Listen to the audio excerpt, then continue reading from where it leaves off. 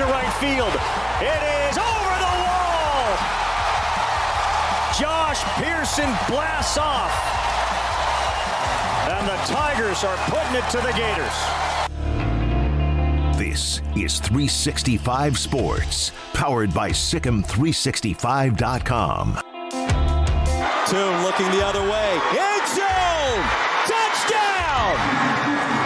Keyshawn Carter.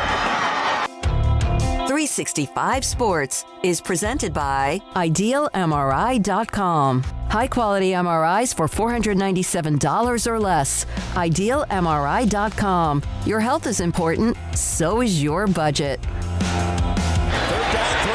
Might not need the kicker. Touchdown! Phillip Brooks. 365 Sports is also brought to you by Texas Farm Bureau Insurance, protecting Texans since 1952. Here's Gabriel. Steps up in the pocket, looking for the first down, has running room and more. Gabriel down the sideline, burst of speed at the 20, cuts it back. Dylan Gabriel, touchdown! Have you subscribed to our YouTube channel? Search 365 Sports on YouTube. Brought to you by TFNB, your bank for life. Hall to the outside, touchdown! Cody Edwards. Now here's David Smoak, Paul Catalina, and Craig Smoak. And here we go on this Thursday afternoon, 365 Sports, SicEm365.com, the umbrella of what we do. Full throttle today, Paul Catalina grinding through his third day of work in June. Craig Smoak is here, who's been here every day like I have been, as I try to get some time off here pretty soon. But hope you've had a really good Thursday. Here we go with a lot of different stories, including this one. The NCAA Division I Council proposed, no, that's not it yet, Garrett. That's the gambling one. Proposed cutting the transfer portal window, the number of days from 60 for the transfer portal window to be open to 30. As of now, college football starts the day after the college football playoff teams are announced, which is December the 4th this past year. Open for 45 days, then 15 days, the last 15 days in April. They're looking at cutting it down, which I'm all for. I'm not against transfers. I'm not against NIL, but I do think it is so wide open that, to me, that allows just a little bit too much. Yeah, I think that it does. I mean, the only way that they can maybe curtail some of the tampering, and they're not going to curtail all of it, is to just shorten the window and take away the time you'd have to tamper. But it does. I mean, the first one is really long. I think that if you left the second one is only 15 days anyway, and if you took the first one down to 15 days, especially to help you maybe even get through bowl season, I think that would help as well.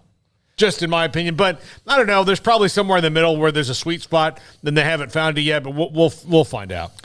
Yeah, I mean it's another thing to try to figure out. I mean, and there's a lot of those right now on the plate of the folks who are making decisions in college athletics. So, it's more legislation and more, arguments and more debates on, what's best in the end. I'm sure will follow. And me, I don't really have a preference. I mean, I know there's such a focus now on transfers. I mean, everything somehow has been affected by the transfer portal to some extent, whether it's the overall approach of a recruiting class or your calendar, all things in between, priorities as far as high school players versus portal players. And we've heard plenty of staffs talk about like how their, plans have adjusted given how things have, unfolded over the last couple of years. So I don't really have a strong feeling one way or the other, to be honest with you, on this. I don't think it needs to be any longer, that's for sure. I think if you need more than a month and a half to figure out where you're going, either you're the most coveted player of all time and you have so many offers that you really need all that time to figure that out, or you're just sitting there waiting, hoping that like this never ending of like, oh, that next offer will drop until you finally get the one that you want. And I just, that's not that realistic either. So, when you got 2,200, I think is the count of the number of players that went in there. Remember the other day you and I were talking, the number that we got from Max Olson, it was like 12 or 15,000 overall. That's ridiculous. Yeah. I mean, that's a ridiculous amount of movement. So, I don't know. I know a lot of it's justified. like I said, I don't have a super strong feeling on this, but I'm definitely not opposed to limiting the amount of time, because I think if you're somebody who has the opportunity to move, I don't think that 44th day is when that person from Georgia is suddenly going to discover that you're out there in the portal, right? Like, I think, you're out there for a couple weeks. Anybody interested is going to find you there, if they're all in the same timeline. So, yeah, I don't have a problem with that. All right, I got this note that Grayson just put this up. Bo Tate, a linebacker, class of 2024, 3-star player, had visited Oklahoma State and also Baylor this month, has just committed just a couple of days after Kylan Reed, another linebacker, committed. And Bo Tate from Utah, Canyon High School in Utah, gives Baylor their 11th commit for the 2024 class. Yeah, I sent Garrett a graphic, but literally it was as you were starting to read it. In fact, when I heard that they had a commitment a couple of days ago, I was thinking it might be Bo Tate, but it was Kylan Reed, who we mentioned, and so they get a couple of linebackers this week with Dave Aranda and Baylor football. Well, they need them. They haven't, had a ton of depth at linebacker since, they've sort of kind of have their veterans, move on to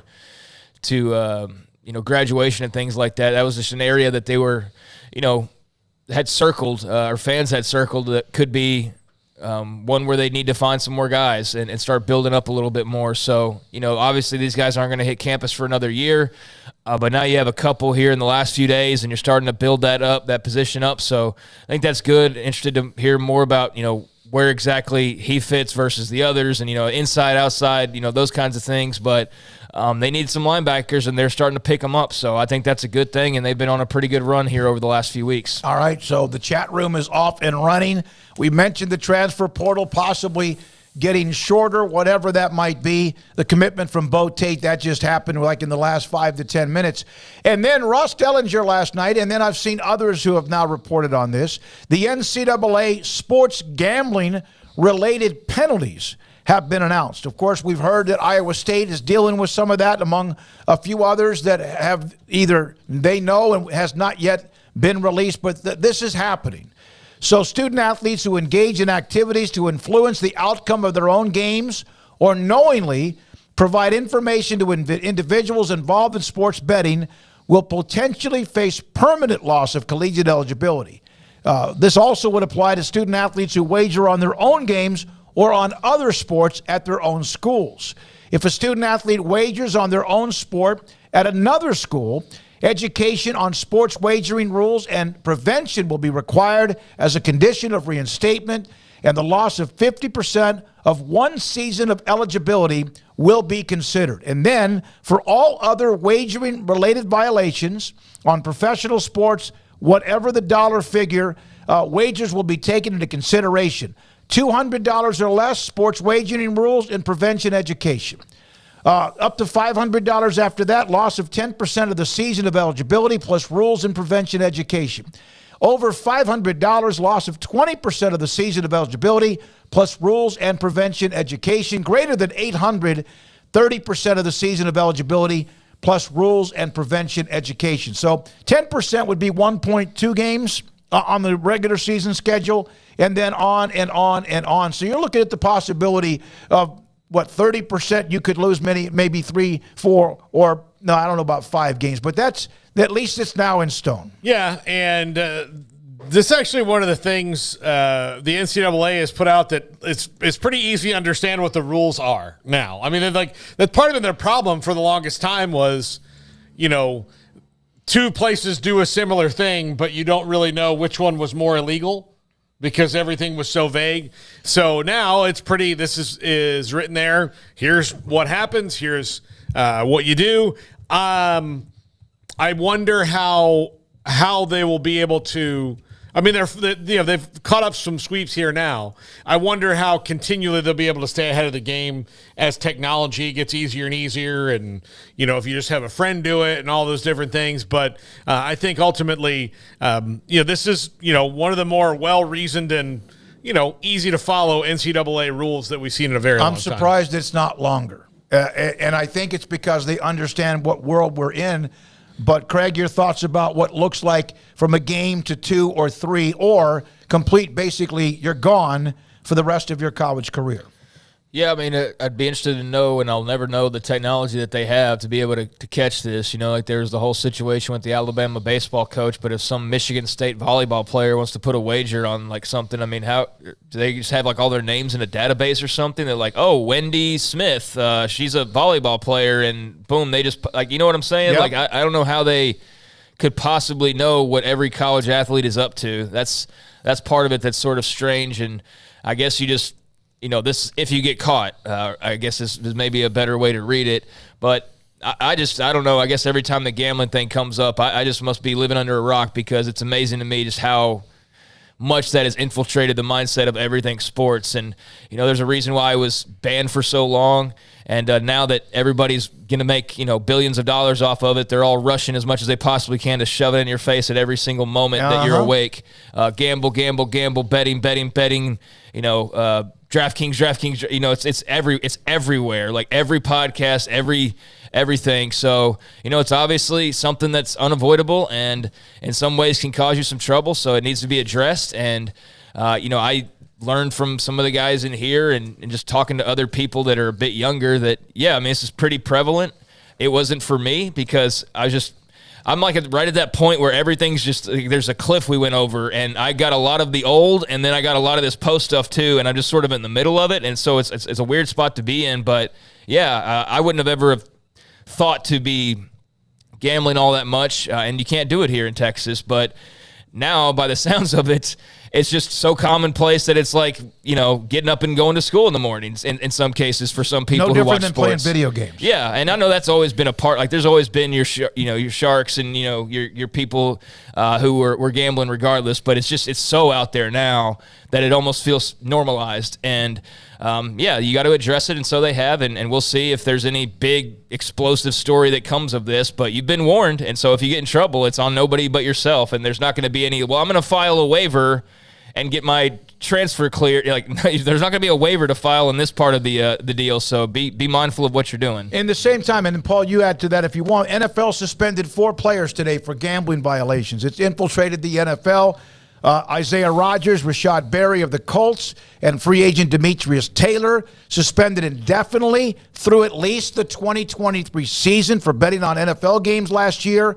Tennessee Titans tackle Nicholas Petit-Ferrer suspended 6 games for betting on other sports while at the workplace. So that's happening in the NFL. If it's happening in the NFL, it can happen. You know, and boy, I always think about Alex Karras, Paul Hornung. I mean, oh my God, how verboten that was. And now, of course, who was the receiver from Alabama? Ridley, who got suspended for an entire year, and there are others too. So this is just in the – and at the same time, at Craig and Paul, is you have now as many gambling-type commercials as you have ED or cars or beer. Am I right? Yeah, and I mean, that covers everything that guys like to do, I guess. But I don't know how much simpler it can be to, like, how can they make gambling simpler for people now? I mean, because it used to be, you know, hard to do. You had to go to a place that it was legal. Like, you had to physically go there. Or if, you know, you're in a place where it was illegal, you had to, like, know a guy and go to his, like, go sit in the booth at the restaurant he went to and be like, I need 50 on the Jets to cover. And that was how it was. Now, I mean, all it is you see the commercial, you go to the app, you put in the promo code, and you've made a bet. Yep. I mean, it takes a minute, 60 seconds total to get it all done. So it's going to be a really difficult thing to police and slow down. But, I mean, the thing they're going to have to do constantly is just beat into their heads, not worth it, not worth it, not worth it, not worth it, to reduce it, because that's the only thing you can do. Now, if I'm a college student, maybe most of them don't know this yet, but the suspension is one thing, but having to spend part of that suspension in a meeting where they preach to me about not doing it would be a deterrent to me enough to where no. But here's the thing: most of these college kids haven't had jury duty yet. They haven't had to go to defensive driving. They haven't had to do that. Once you've done that, like, those things will make you go, well, maybe I don't want to do this just because I don't want to sit around all day doing nothing. I agree. I agree. It's everywhere. And so it's now, at least they put it in paper or put it on, I guess, numbers right there where players now understand. And it may not always be that simple. There might be more to it. But the banishment is what you would think is always the biggest deterrent, that you could lose your college eligibility. Well, and if some baseball players throwing like $1,000 on some Timberwolves game or whatever the case, I guess on their own games or whatever, then, I mean, I think that's one, you probably need some help. If you're willing to risk it and you're throwing like a G on some game that, you shouldn't be involved in, then yeah, it's probably good that there will be some oversight, because you probably need a little bit of an intervention at 20 years old or whatever if you're already doing that. So yeah, I mean, that's also looking out for the athlete probably in some ways as well. So yeah, just part of the deal, part of the landscape now that's different than it was, but it is what it is. So be mindful of that, like I said a couple times already, and don't cross that line, I guess. All right, so the chat room, JM, remember when sports TV ads were only beer and cars? Yeah, I mean, for the most part it was. And there's always going to be the investment firms or whatever, but that happens as well. Kim Coulter, by the way, Tech's commitment class is now full. They'll announce the others next week, 18 and 3 as far as portal guys for their football team. Also, I noticed that Grant McCaslin filled out his coaching staff. Don't have all the details, but got that in the chat from Kim also. Hey, what class is full? He said that actually Tech's commit class is full. They'll announce the others next week, 18 and 3 portal guys. Not sure. There's no way that it's 2024. I guess so. Yeah, I don't know what that means. Yeah, I can't clarify that if you don't mind. Timing is not. Yeah, there's no way it's the class of 24. No, they're not anywhere near done with that. Yeah. So yeah, that's why I asked the question. I wasn't quite sure what he was getting at there, but yeah, appreciate the passing along. BU, and you're right about this. BU Big 12 with Patrick, the drugs for pain when it comes to commercials during games. By the way, Chris Sharanza, completely unrelated, but I'm out here in Orlando for a work conference with a bunch of other colleges. And the UCF folks are pretty excited about their membership. This is perfect timing, Garrett, in the Big 12. I had this sent to me, and this is from one of our loyal listeners, viewers out of the who's a UCF, the Block Party. Burger U. This is UCF Saturday from noon until 6 o'clock. DJ, prizes, contests, bring the family. As yet, we've tried to do that throughout the week, the countdown to midnight Friday, and then, of course, the party. Friday night, you've seen a lot of those, but also this is at UCF on Saturday. Yes, and the person who sent this is helping me because I'll be in Orlando for when Baylor plays UCF. So we'll be doing a show out there that day. While Joel? You guys are, Joel is helping me out. So I reached out to him and said, "Hey, I need some help getting the word out to the UCF fans," and he has taken it and run with it. So that's great. It was. I've got a couple other people I reached out to on Twitter. I think we're going to have a pretty cool, where I'll be doing pregame stuff from. Well, I hope you'll be able to smell the tailgate stuff through the screen. So I don't think we could do that. I don't know. That's you'd wonder if that's ever possible. Scratch and sniff on the screen or something. By the way, Bruce Feldman joins us today a little bit after 5 o'clock. He's written a story, and it's about the air raid. What is life like as an air raid defensive coordinator in college football? And then he gives all sorts of stories. Now, when I saw this, you'd think, okay, what's it like to defend it? No, it's what's it like to be the defensive coordinator on a team that runs it? And we always had that debate with Phil Bennett in the Art Briles run of what they had and how difficult it was. And some have been able to at least maintain fairly successful defense. But it's hard when you run 100 plays a game and your defense is on the team scores in 1 or 2 plays in 28 to 35 seconds. That's Brent Venables. Yes, there you go. They're trying to figure out right now. Absolutely, yeah.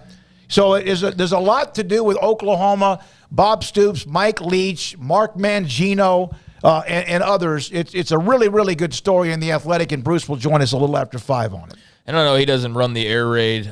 He runs the Browse, system that's an offshoot of all of that, the Veer and Bill Yeoman and all those things. But it's kind of a mutant child of a lot of different things. But, that's the same concept of your offense is out there for maybe a couple of plays every other series, and then some plays, a really long series is like 6 plays and a punt or a touchdown.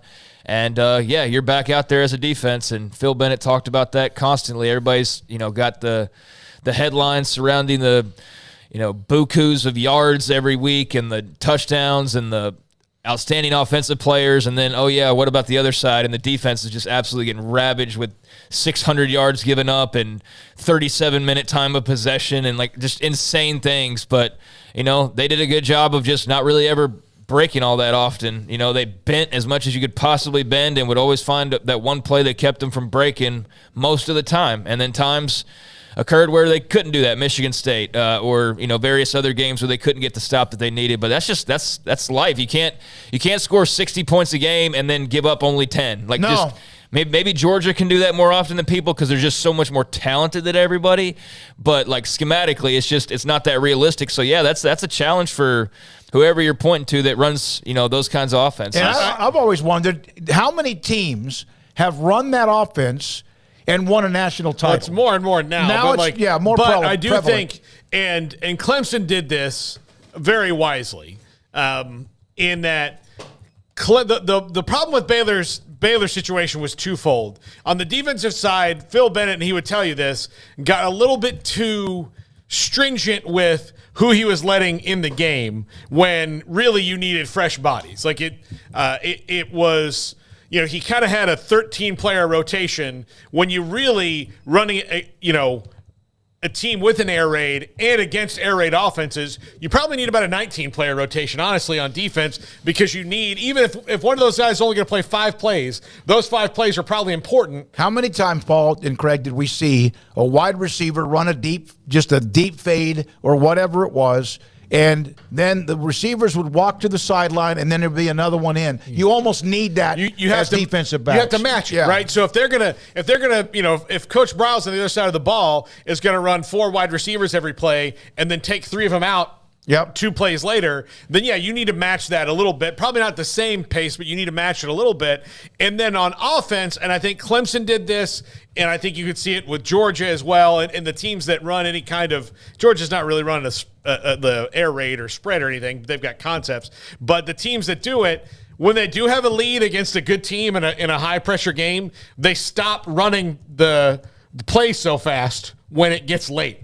They're not going to give those opportunities back to a team. So that helps the defense as well, is that, okay, for 3 quarters or so, we ran this thing really fast. We have a 17-point lead. There's 9 minutes left. Instead of taking 2 minutes off this clock, let's take 4 or 5 off now. And I think that having that club in the bag helps teams win the games against teams that can match them talent-wise. That's what Baylor didn't do very well on offense, is they would play a team that could match them talent-wise, get a big lead, and sometimes they'd lose it because they could not, for the life of them, Michigan State in the Cotton Bowl, slow it down for a minute. And Craig's question, Paxton, you brought this up. Craig asked a brilliant question yesterday after we had Sam Bradshaw in what he did with all of the graphics and bar graphs and all that, about what would the original Big 12 be like today had it stayed intact, which means Colorado, Nebraska, Missouri, and A&M, and then, of course, Texas and OU are still a part of the conference for another year. Where would they be? What would those numbers look like if they could have stayed intact instead of eating each other alive like a turf war at times, and just sometimes like middle school children? So he has that in front of him. And in fact, he just responded to me on that. I'll have to think on that, so we'll get that to you all when we can. Okay, yeah, all right, that's cool. Who's that? Can work at Sam Bradshaw. Okay, great. I don't have anything to add. You don't really. Sometimes I try to monitor the chat room as much, but the chat room, when you mentioned that at the end of yesterday's show, they loved it. They loved the idea. Okay, great. Yeah, like I said, cool. I don't have anything to add to that. All right. That's good. All right, you got it. Sam Kahn wrote an article about why has A&M, what is it with them? They have the fan base, facilities, the budget, recruiting footprint. Seems to have what they need for a college football team at the elite level, but they haven't won big consistently. Their last conference title was in 1998 when they stunned Kansas State in an overtime game with Sir Parker catching a pass from Brandon Stewart. They have been good. There have been years when they have pushed that envelope. Johnny Manziel, even, a couple of years ago. But it hasn't amounted to what you would think with that kind of commitment. There have been other schools that have had all of that, and they just could never get over the top.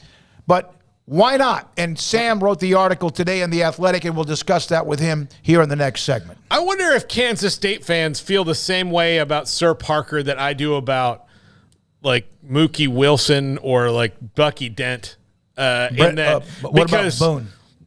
Yeah, Boone. Yeah, Aaron Boone. Like, it's even though it's past, but for Kansas State, if Sir Parker doesn't score that touchdown when he does, they're not just winning the Big 12 championship. They're playing against Tennessee in the Fiesta Bowl for the national championship. Yep. And two things happened that day that put FSU in that game because they'd lost to NC State early in the year. A very bad Miami team beat UCLA that vaulted them up in a game they had to make up because of a hurricane delay or cancellation. And then A&M, who was getting drubbed at halftime, comes back, forces overtime, and wins that with Sir Parker. Do Kansas State fans think about Sir Parker and go, "God, it guy"? Yeah, no, I'm sure they do. And then, of course, the goal line stand by Baylor. That was a big deal the year that they were at the top of the college football heap. All right, so Sam Kahn, home of the 12th man, the story again. What's holding A&M back? 6 theories about college football's would-be elites. And they're one of the ones featured, and this is 365 Sports. Stonewood Dental, Robinson, Texas. My dentist is Dr. Steve Childress. I'm excited about the fact that I know that if I have something that just doesn't feel right, I can call, get an appointment, and not worry about it's going to be fine. He will make it fine. Yes, there might be at times there's going to, something that requires a little bit more, like a needle, like in the jaw. It used to, that thought would make me almost pass out. He's just special. He really is. I've had root canals. I've had teeth pulled. I've had cavities fixed. I've had all of the above, which a lot of it should have been done before, and I just did not take care of my dental work. I used to have a terrible habit of chewing on lozenges, like the throat lozenges. I don't know why. Maybe I like the taste. Eventually, that was decaying part of my teeth or some of my teeth. He eventually got through to me, and I've had such a comeback. It makes me feel great. I have an appointment next week to go see him, and I think there might be a root canal as they continue to play catch-up on what I didn't do very well. It's not just brushing your teeth or flossing. There's a lot more than that. Dr. Steve Childress, these people, they're great. The staff, the techs, the specialists, the dentists. Stonewood Dental in Robinson, Texas. It's the 4th of July sales event at Allen Samuels with major deals on these Hot Wheels. Get the legendary 2023 Dodge Challenger or Dodge Charger SXT, GT, or RT with total values up to $2,000, plus an extra $500 to first responders. Pizza, burgers, and Bears football. There's no place around Waco that serves them all other than Bubba's 33. Come show your green and gold and enjoy some of Waco's best food and beverages while watching your favorite team, the Bears. When real Bears fans get hungry, Bubba's 33 is the #1 spot for ice-cold drinks, hand-stretched, stone-baked pizzas, and bacon-infused burgers. Join us for indoor or patio dining. Bubba's 33, Waco's restaurant and proud supporter of Baylor Bears football. Sick 'em, Bears. One size fits all. That may be all right for an adjustable belt or cheap sunglasses, but when it comes to your financial needs, no one wants a one-size-fits-all strategy. Ben Erlinson, your Edward Jones financial advisor, knows that his most important goals are yours. That's why he takes the time to understand your needs, knowing you. That's how Edward Jones makes sense of investing. Ben Erlinson, 100 North 6th Street in Waco, 254-759-8533. Edward Jones, member SIPC. Riverbend Liquor and Wine, Lakeshore Drive and North 19th Street, right behind the bank, is a hidden gem in Waco. If you're a fan of bourbon, especially local Texas bourbons, that's where you gotta go. Balcones, TX, Devil's River, whatever it is, they've got it. Riverbend Liquor and Wine, plus the best selection of craft beers in Waco, seasonally churned out throughout the year. Whether it's spring, summer, fall, or winter, Riverbend Liquor and Wine, best selection of craft beers, a speedy drive-through window, and excellent customer service. Find out more on Instagram or just go by and see them. Lakeshore Drive at North 19th Street behind the bank.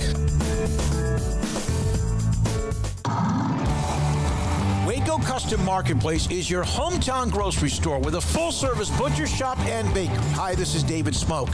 The butcher shop can take your customized orders for seafood, pork, and poultry and custom cut your favorite steaks from bacon wrap fillets to T-bone to bone-in ribeyes, cut specifically the way you want.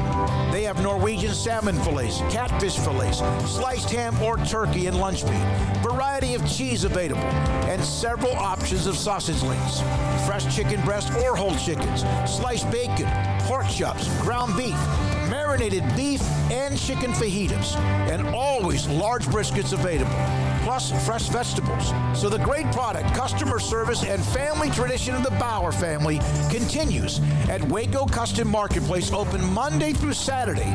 A full-service butcher shop and bakery available. Waco Custom Marketplace, 425 Lake Air Drive in Waco, or WacoCustomMarketplace.com.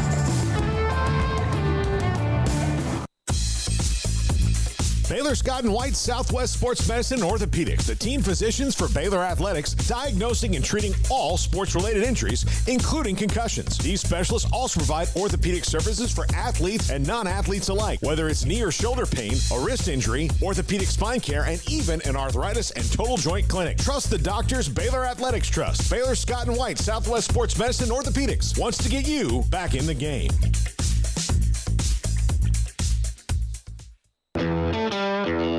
This is 365 Sports. The 3 o'clock hour is sponsored by Waco Custom Marketplace. Meats, sweets, Texas treats, and a cut above the rest. 425 Lake Air Drive, Waco. 365 Sports, Sam Kahn joined us quite a bit. We always appreciate it. In fact, like I mentioned, about an hour and a half from now, Bruce Feldman on his story about Air Raid defensive coordinator and what life is like there. Sam Kahn joins us on 365 Sports. Sam, all right, A&M seems to be the feature of this story about what's holding them back. What are the theories? Are they just jinxed? What's the deal? I think some people would ask that, and I actually did ask some people that. I was like, do you guys just think you're cursed because it's been since 1939 and no conference championship since 98? But I think most people would say there's a combination of factors. I think the number one theory, in my opinion, is the administrative stability and alignment, the instability, I should say. Just when you look at programs that succeed at a high level consistently, programs like Alabama, Georgia, Ohio State, Clemson, Oklahoma, there's a common thread amongst those programs in that there is stability at an administrative level. And that's important because you're going to have AD support, you're going to have presidential school campus support, and everybody pulling in the same direction. I don't think that there's any doubt that A&M has always wanted to win and done what it can to win, but just talking to Bowen Lofton, who was the president at A&M when they moved to the SEC, it certainly seemed like there were a lot of voices and a lot of power that wasn't necessarily generated at the presidential level at the school. And it made it a little bit tough to navigate through. But I also think there's other theories. I think head coaching hires are really important. The timing of those and whether you move on from somebody too soon or too late matters. Talent matters a whole lot, and they didn't always have that at the high level, but they're starting to now. And then sometimes it's just some bad luck and bad bounces that come into play too. So I think there's a combination of things. That's why we ended up, I think, with 5 or 6 of them. And I think all of them have some credence. It might be all of them simultaneously, Sam, because I don't know if you did a care to achievement ratio on the Aggies. I don't know if there's anybody who cares as much but does not cross the finish line as they do in maybe any sport nationally. Yeah, and the funny thing about this is they show up 100,000 strong every week in and week out. Like, you would be hard pressed to find a fan base more supportive than Texas A&M. But that was one of the things that Stephen McGee, the former quarterback who played there 2005, 2008, and still follows the program pretty closely, brought up to me was that the fans show up. He goes, but I wonder if they demand enough. Like, are the expectations high enough? He had said that he thinks maybe there is a culture that 9-3 is something that we're celebrating, as opposed to 9-3 not being good enough. Whereas at Alabama, if you go 9-3, they may be ready to fire people. And I think that's a fascinating dynamic and a fascinating thought because they haven't had great success for a long time. Like I said, we're talking about a drought in conference championship that's going back 24, 25 years now. We're talking about a national championship drought that's gone more than 80 years. So I certainly can understand if you are an Aggie, if a 9-3 season is celebrated because they haven't reached the elite. But if you're trying to break through from that upper or middle class to the elite class, then you do have to demand a little bit. Sam, we had somebody who I don't think follows A&M all that closely that asked us, like, hey, is anything really all that different now for A&M than when they were in the Big 12? And obviously the easy answer is money and exposure because of just the SEC. And they had the Johnny Heisman run, of course, there early on as well, and it felt like the whole world was changing, right? It felt like they had finally arrived, and then since then it's kind of, you touched on it, it's kind of been just sort of there.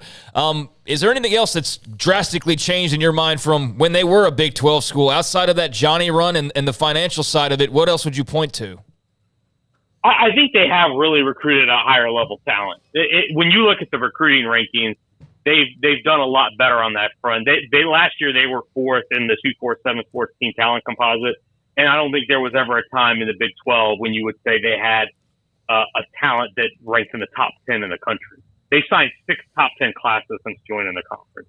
Before, when they were in the Big 12, they signed only 2 classes ranked in the top 10. So that to me, other than the money, other than the exposure and the relevance that comes with being in the SEC, that is the big difference. And you can see it on the field. When you go down on the field for warm-ups, I'll never forget, in 2015, when Kyle Allen and Kyler Murray were there, they played Alabama. I remember going down on the field at Kyle Field for warm-ups and pregame and looking at the difference in size between Alabama and A&M, and it was drastic. Like, you could tell that Alabama was just a different looking team than A&M. A&M had only been in the SEC for 3 years, so he didn't even have 4 full years to recruit at that time in the SEC. Now, when you go down and you go look at how A&M looks physically, especially on the line of scrimmage, defensive line, offensive line, compared to Alabama or LSU or teams of that nature, they look a lot closer to that now than they ever did in the Big 12 or they did in their first few years in the SEC. What is the frustration level for one of, if not the most passionate and also loyal fan bases then in College Station? I mean, it's extremely high, especially after what happened in 2022, because you had the number one recruiting class. You had a flirtation in 2020 with the playoff. You just finished right outside that top 4, and then they finished 4th. And then you had that stub on your toe 2021 where they lost the quarterback and ended up 8-4. So you had all this foundation. You gave Jimbo the big contract, and all of a sudden you think, okay, 2022, 2023 has got to be the time that we're going to make that jump. And then what happened? You go 5-7. You have a 6-game losing streak. You lose to App State, and yeah, I would say frustration was an all-time high. And that's why this season upcoming in 2023 is so fascinating, because you've got a coach who's on a contract that's got more than $80 million left, and it's all guaranteed.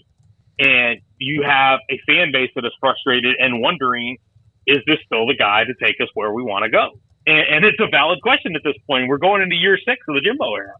So I think it's pretty high frustration, because if you look at all the other ingredients, and this was part of the genesis of our pieces, facilities, fan support, you have recruiting footprint, you have everything that you would want a top 25 or elite program to have.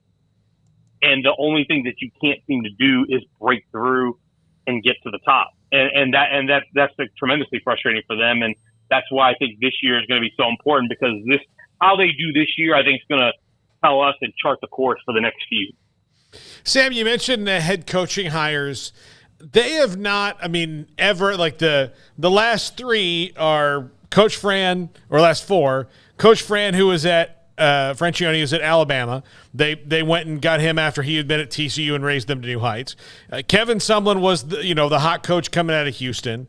Mike Sherman had the NFL pedigree, and then Jimbo Fisher had a ring at Florida State. So they've always kind of gone for something that's kind of hot and interesting or bigger than what they've had. Do you think it would serve them well eventually, whenever Jimbo Fisher's not the coach, based on his level of success over the next few years, to maybe dig a little deeper than just what's the hottest name out there and who really would fit, even if it was like a D2 coach. Yeah, I don't think it's necessarily a bad idea to look a little bit outside the box and go with somebody that isn't necessarily in conventional wisdom. That said, I won't lie. Head coaching hires, that's a very inexact science. And I can promise you there have been guys that I thought were going to work out really well that never did. I thought Tom Herman was going to probably take Texas to the college football playoff, and he was gone after 4th season. So what was me for being able to say who they should and shouldn't hire? But I will say this. You look at some of the really good coaches right now. Lincoln Riley was a coordinator on staff who got promoted when Bob Stoops retired. Ryan Day, same deal, got promoted when Urban Meyer left Ohio State. Heck, if you even look in Texas A&M's history, after they fired Jackie Sherrill, after Jackie Sherrill resigned under pressure in the late 80s, they promoted R.C. Slocum as defensive coordinator. And he ended up being the winningest coach in school history and won multiple conference championships.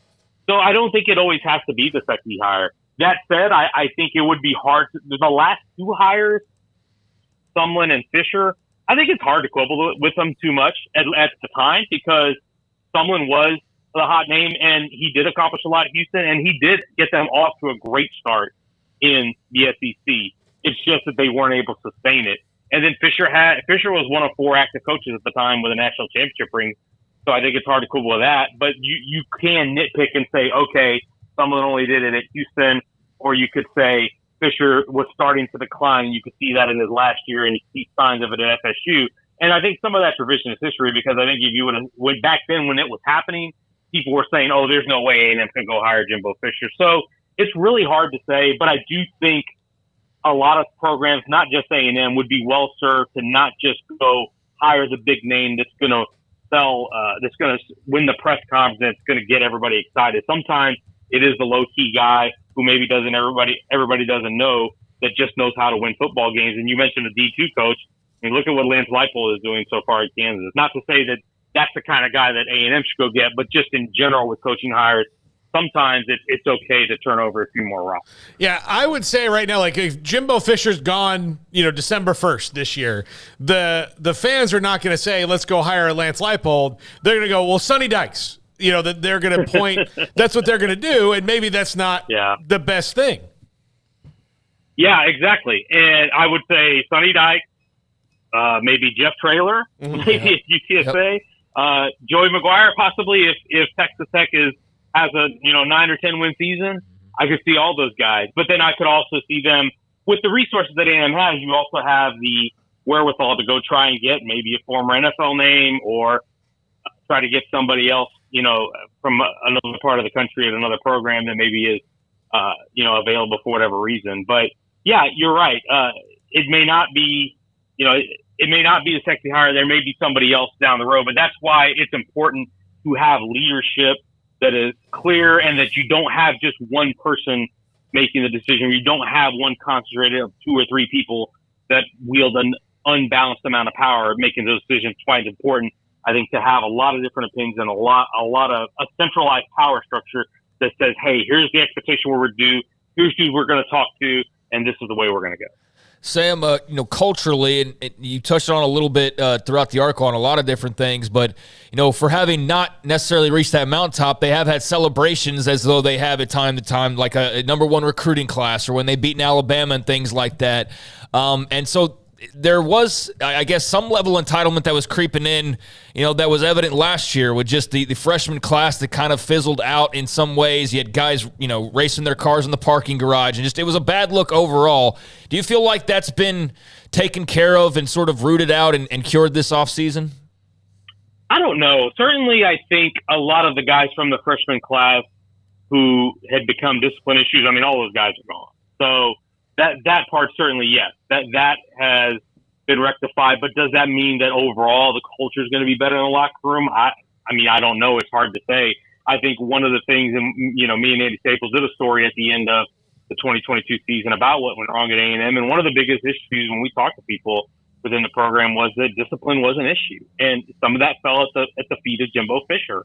And in part because Fisher had the role of being the CEO coach, but also being so deep into the offense.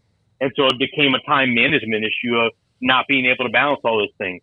So you go and hire Bobby Petrino. So does that mean now that Jimbo's going to have less involvement on offense? And does that mean he's going to have more time to handle those bigger picture issues? If you're an A&M fan, you probably better hope so, because that's what was missing last year. They didn't have a talent issue last year. They had a management issue, a discipline issue, and an injury issue. They did have a really unfortunate amount of injuries. But those first two things can be corrected if Jimbo makes the right steps as a coach. And so ultimately, I think we have to wait and see how that all plays out with the discipline. But the guys who were the ones getting suspended and who were the ones that were in the headlines, yeah, all those guys are no longer on the team. Sam, but do you think that this is like fingernails on a chalkboard for Fisher to have to so-called give up the play calling duties? How is he going to react to this? Because he's been kind of defensive when he's been asked that question. Oh, there's no question that I think it bothers him. I think you could see it when the first press conference of spring football, when you mentioned how he reacted to the Petrino questions. I've seen it just when he's been out on the speaking circuit. To me, he hasn't had the same pep in his step that he's had in the offseason the last few years. And I base that only, let's take that with a grain of salt, because I'm basing that only on the few times that I've seen him in the offseason. It's not like we have a ton of access to this guy, and that's one of the unfortunate parts of that program. But the vibe seems different, and I don't think there's anybody who would argue with you and doubt that calling plays, running an offense, coaching quarterbacks, those are amongst the things that Jimbo loves to do the most. And now there's somebody else that's going to do that, offensively is going to do that. There's no doubt I think that's got to eat at him, because this guy won a national championship 10 years ago doing those very things. Running the offense at FSU, calling the plays, and coaching Jameis Winston. And so now people have told him, or people have criticized the offense and his management of it, saying that he's not good enough anymore. For a guy who's reached the pinnacle of his sport, heck yeah, I'm sure it bothers him, and I'm sure it eats at his ego. But he had to make the move, because I think people could see the product on the field last year and how long they went without scoring even 28 points in a game. I think that streak went almost a whole calendar year against FBS competition. And when you have the talent they have, that's just unacceptable. Last thing, you wrote the story about the tragic death of Terry Price, who'd been ill, had been struggling with his health. Obviously a stunning story. Those, I guess, close to the program knew he had been struggling, but former player, obviously a beloved coach as well, and how much that affected that campus. Yeah, it really did hit hard. And for those who know Terry Price, and I was one of the fortunate ones that got to know him over these last 10 years, he was just a great guy. He was an Aggie through and through. He played there. Of course, he spent his last 10 years coaching there. And he was just a great guy to be around. He always was, as a coach, he was a great coach. He was a great recruiter. You saw he was able to get Myles Garrett, who was the number one defensive end in the country at the time. But the reason he was able to be a good recruiter, because he was a genuine guy. And there's a reason why he is the only full-time assistant coach that was held over, or that was still held over 10 years later from that original Sumlin staff. It's because he is highly respected in his craft, and he was highly respected as a man. And that's not to say nothing of his skills on the grill, which were fantastic. He was one of the best guys at being able to throw meat on a grill and serve you some good barbecue. Not being able to go to the D-line cookout is one of my biggest regrets, because me and Terry Price have talked many times over the years about one day me going to the D-line cookout just to do a story about that, because I thought it was so cool that they did it. I remember they had a really emotional one in 2013, I believe, when they lost one of their defensive linemen who had died in a car crash. But that has been such a big part of that team, especially to be able to build that camaraderie amongst those defensive players. At one point, it wasn't even just the D-line cookout. Later on, it became the whole defense, and later on, it became the whole team. He did it for recruiting events and pool parties, and he just left an indelible mark. And I know his loss is deeply felt at Texas A&M, and the people who knew him it was just sad to see him go because he really contributed to that university in a lot of ways, but he was just such a damn good guy. Thank you, Sam. We appreciate your time. Hope you have a great holiday weekend. Thank you so much. Y'all too. Sam Kahn Jr., theathletic.com, the story about A&M. They sometimes can't get out of their own way. Think about teams that finally broke through, not ones that were knocking on the door a lot. But, for example, right now the best college football program is Georgia. It's not like they haven't had really good teams, but had not won a national title since Herschel Walker. But they were one kind of that was they can't get out of their own way. Doesn't mean they didn't have some elite teams or really, really good teams, but they couldn't get out of their own way. And you wondered because they have everything. The recruiting base, where they recruit, the numbers, the passion, the money, all of it, facilities. And then all of a sudden, Kirby Smart's been able to elevate them to that level where they broke through. Anyone else besides? Who are the ones that are underachieved? Notre Dame.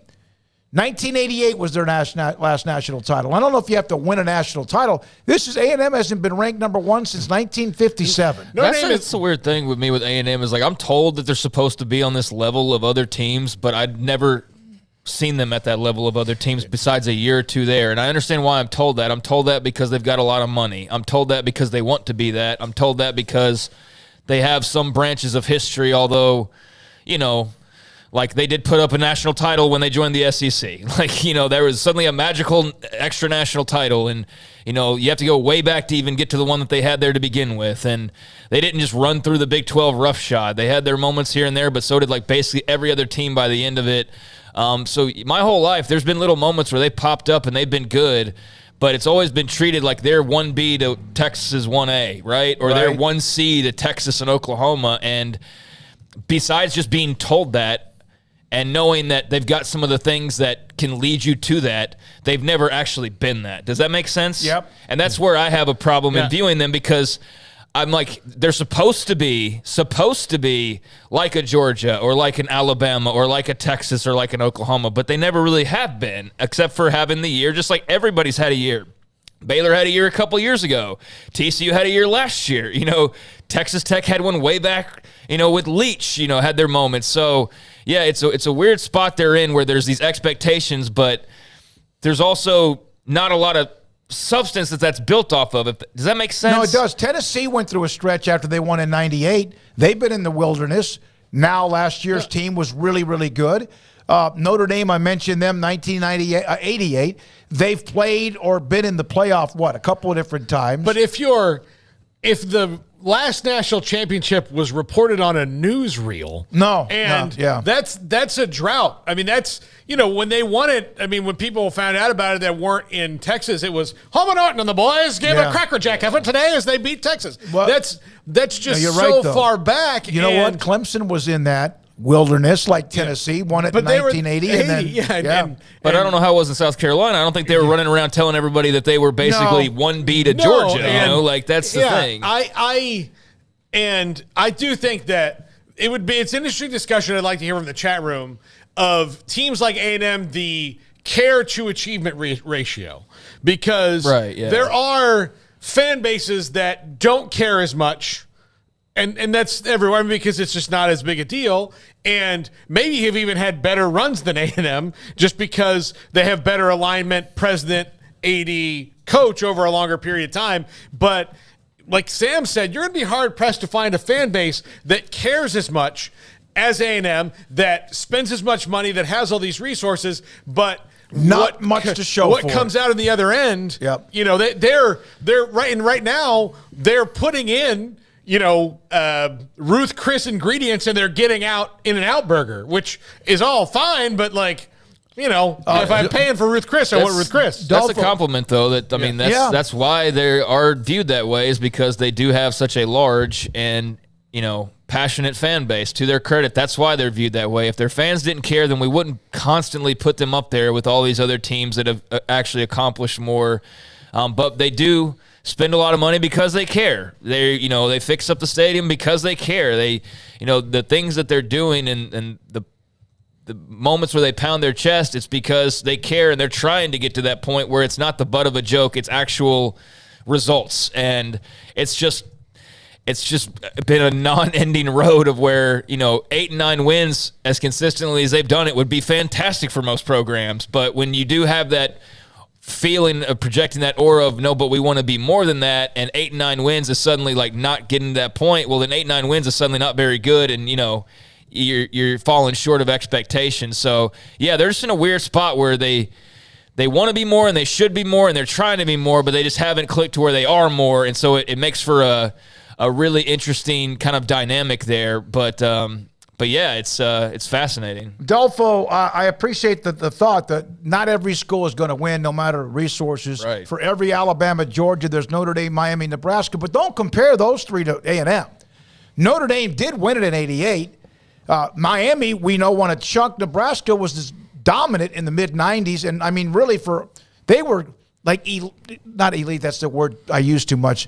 They were as consistently winning as anybody for 4 decades. They won more national titles in 4 years than A&M's won ever in their entire history. And I mean, most schools have ever won in their entire history. And that doesn't include the two in the 70s. So we're talking about 57. They've knocked on the door less than a handful of times. Now, R.C. Slocum had some teams that were really, really good, but still competing for national titles was not in the discussion. Well, Bob Stoops and Mac Brown undid R.C. Slocum. Yeah. Because R.C. had, to that point, really the last few years of the Southwest Conference, that was A&M's league. And then the Big 12 happened, and then Makovic gets fired at Texas in spite of the one Big 12 championship he did win. Mac Brown comes in, and he raised the level at Texas. And then Bob Stoops the same time. Bob Stoops raised Oklahoma back to so they're right there together. And then R.C. Slocum was still a kind of a coach from a bygone era. Now, he didn't realize it, and nobody did until, all of a sudden everybody's winning in the Big 12 and not them. But yeah, I think that was kind of what undid him. And that's unfortunate, too, that you are also what undid him was an era where, you could go undefeated and not be in the national championship, so quote-unquote national championship game, because it wasn't set up the way that it is now, even pre-playoff.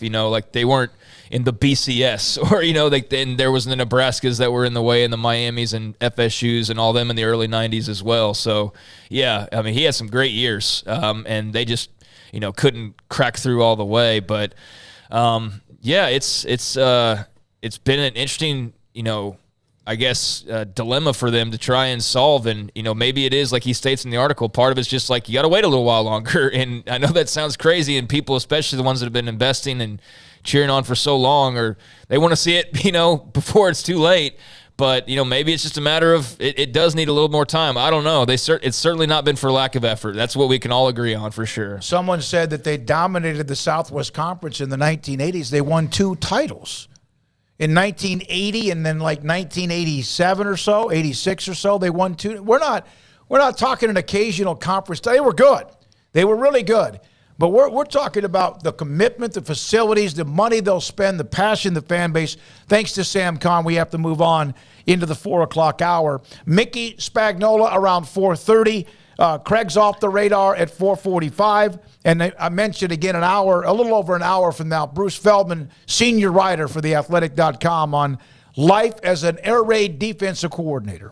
This is 365 Sports. DiscoverWoodway.com, they have the special 4th of July event that's coming up. Well, on 4th of July, they have the parade that will be going on. 4th of July parade on Tuesday from 9 a.m. until 11 a.m. And again, this is something that it should be, and it is for free. Woodway Public Safety Department will put this on. Join the city of Woodway as the Woodway Public Safety Department hosts the annual event, the parade. It starts at 9, be there around 8:45, begins at 9. Participants encouraged to wear whatever you can, red, white, and blue. That's the attire they would like. If you want to bring flags or whatever else to represent the red, white, and blue, that's even better. Non-motorized bikes and skateboards are allowed. There's no need for tickets. Just show up and be ready. It's discoverwoodway.com. In our logo and advertising, we say we are people that you can count on. What does that mean? It starts with providing a quality vehicle and quality service at a fair price. But it also means we do what we say we will do, and we treat people fairly with respect. It starts by hiring great people. good local folks who work hard with a caring attitude. Our employees are the real reason we are people that you can count on. Put us to the test and see for yourself that at Richard Carr Motors, we are people you can count on. Waco Custom Marketplace is your hometown grocery store with a full-service butcher shop and bakery. Hi, this is David Smoak. The butcher shop can take your customized orders for seafood, pork, and poultry and custom cut your favorite steaks from bacon wrap fillets to T-bone to bone-in ribeyes. Cut specifically the way you want. They have Norwegian salmon fillets, catfish fillets, sliced ham or turkey and lunch meat, variety of cheese available, and several options of sausage links. Fresh chicken breast or whole chickens, sliced bacon, pork chops, ground beef, marinated beef, and chicken fajitas, and always large briskets available, plus fresh vegetables. So the great product, customer service, and family tradition of the Bauer family continues at Waco Custom Marketplace, open Monday through Saturday. A full-service butcher shop and bakery available. Waco Custom Marketplace, 425 Lake Air Drive in Waco, or WacoCustomMarketplace.com.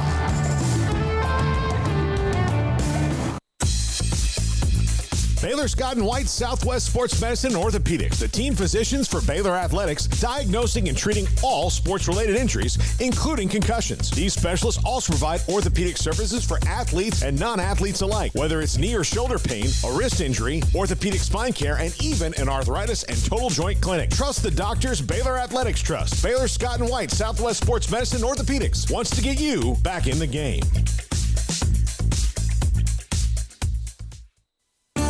There are 26 letters in the alphabet, over 600,000 words in the dictionary, and just 3 of them said together can change everything. Let's order pizza.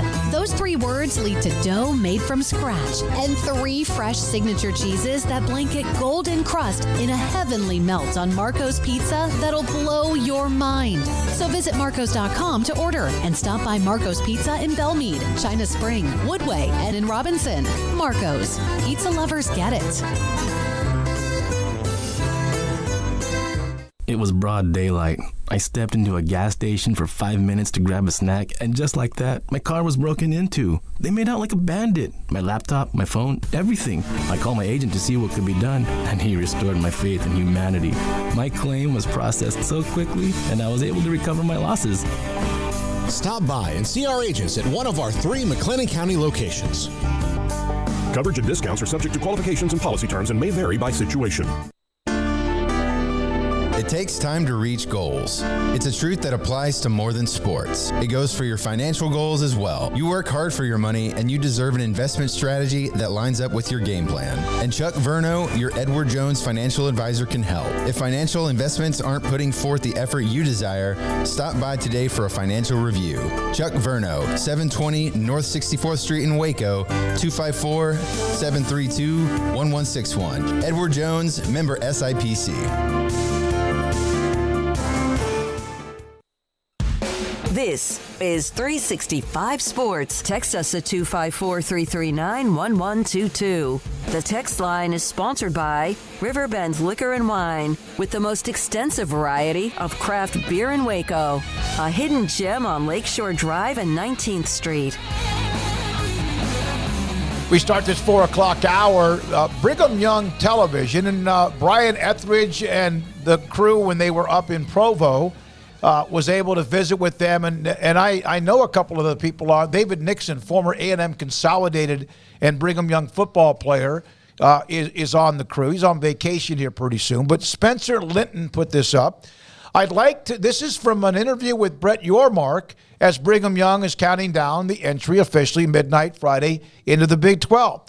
I'd like to stay at 14 teams even with the departures of Texas and Oklahoma. Candidly, it's not so much a number that we're thinking about. It's really more about the fit that's critically important. So, I mean, there's different ways you can interpret that. To me, my first impression was he has 2 schools in mind that are fits. And whether it's the 2 schools that we're all thinking of or 2 other schools, but he has 2 schools in mind that he thinks are fits for the league, and that's what he wants to do. So, because if like you said, 14 being the number. Well, if there's no one who is fit, then 12 would be the number. So he sees 2 schools out there that fit to make it 14. And after Texas and OU leave to make it, you have to add 2 more. Yep.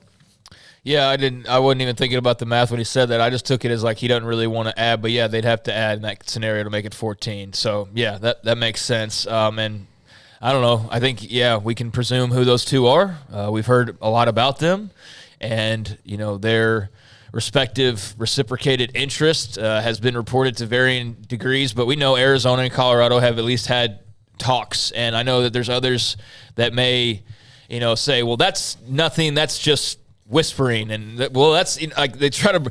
Bottom line is, they've talked. Okay, they've talked to what degree, to what actual interest level, we don't know that. Everybody can debate on that, but we know that they've talked. That can't be debated. And so that interest has remained there throughout the last few months. They've not made any bones about it. They haven't hid it. They haven't hid their interest in other schools as well. But I never really thought the idea of like a 24-team league was really all that realistic or really made all that much sense. I mean, it gets to a point where, Gonzaga's going to UConn midweek for like basketball, and you can kind of justify basketball to an extent, but even then, that's just asking a lot to blow up any further. And I think that, being at 14 is probably a good, nice round number that doesn't dilute the pool too much and, keeps you strong and also adding and strengthening, but, doesn't, like I said, doesn't dilute the pool too much. So that would make sense. If it's Arizona and Colorado, that would make sense. If it's some other combination, Gonzaga, UConn, I guess you could make some sense of it, but that would be a really only basketball season type of a thing, I suppose. But, there's the caveat with UConn and their football program of how would that work? Are you going to have 13 football teams? So, interesting to hear him say that. And I just take it as like, hey, Arizona and Colorado, we're open for business, and beyond that, we're going to be super selective, and we may not do much of anything. We're certainly probably not pursuing the 6, 8, 10 more teams like some have speculated. All right, here's what your Mark has said before. They have to add value. Well, no one's going to add anybody if they don't add value. What the Pac-12 may be looking at, of course, is adding, whether it's San Diego State and or SMU, whenever they get to that point, they're doing that. You have to be able to add value. And does it fit your conference? There are some that don't fit the Big 12, that don't fit the SEC, that don't fit the Pac-12, the ACC, or the Big 10. So if you get that and you also have value, because we've heard, and Mac Rhodes confirmed this, that the Big 12, with I guess it's both Fox and ESPN, that there is a pro rata. If they add somebody, they will be added into the mix. More money comes in that will be of equal value to whatever each team is supposed to get. Yeah. So but you have to be able to bring that value in, not just for the conference, but for the TV deal and the contract to match. Which would make sense in that if you're talking about Arizona and Colorado, Arizona, if you're picking a Pac-12 school that was always a Pac-12 school, seems to be more like Big 12 schools. Tucson's more of a Big 12 town than many of the others in the Pac-12, obviously. And Colorado was already in the Big 12. So culture fit there is a pretty seamless thing, which is why maybe if you talk about culture fit, why Arizona State maybe isn't so much of one, because they are very much more kind of trying to have a Pac-12 vibe than maybe even Arizona does at this time. So, yeah, that to me would make – that's why, look, Utah – might be a culture fit in the long term, but they very much want to be in the Pac-12. That's what they want. They don't want to be in a conference. Do. Yeah, but Utah in particular really does not want to be in a conference with BYU, because if they did, they could have done that at any time in their entire history. I think those are things that they're kind of important to their fan base and their people. So, yeah, I think that's why Arizona and Colorado make the most sense if that were to be the case. And again, I agree with you. I think most of them don't want to have to go through all of it. I don't think any of them want to leave, but when the door is open and you feel like that door is more valuable to you, you have to look behind the door, which is what Jim Williams' tweet yesterday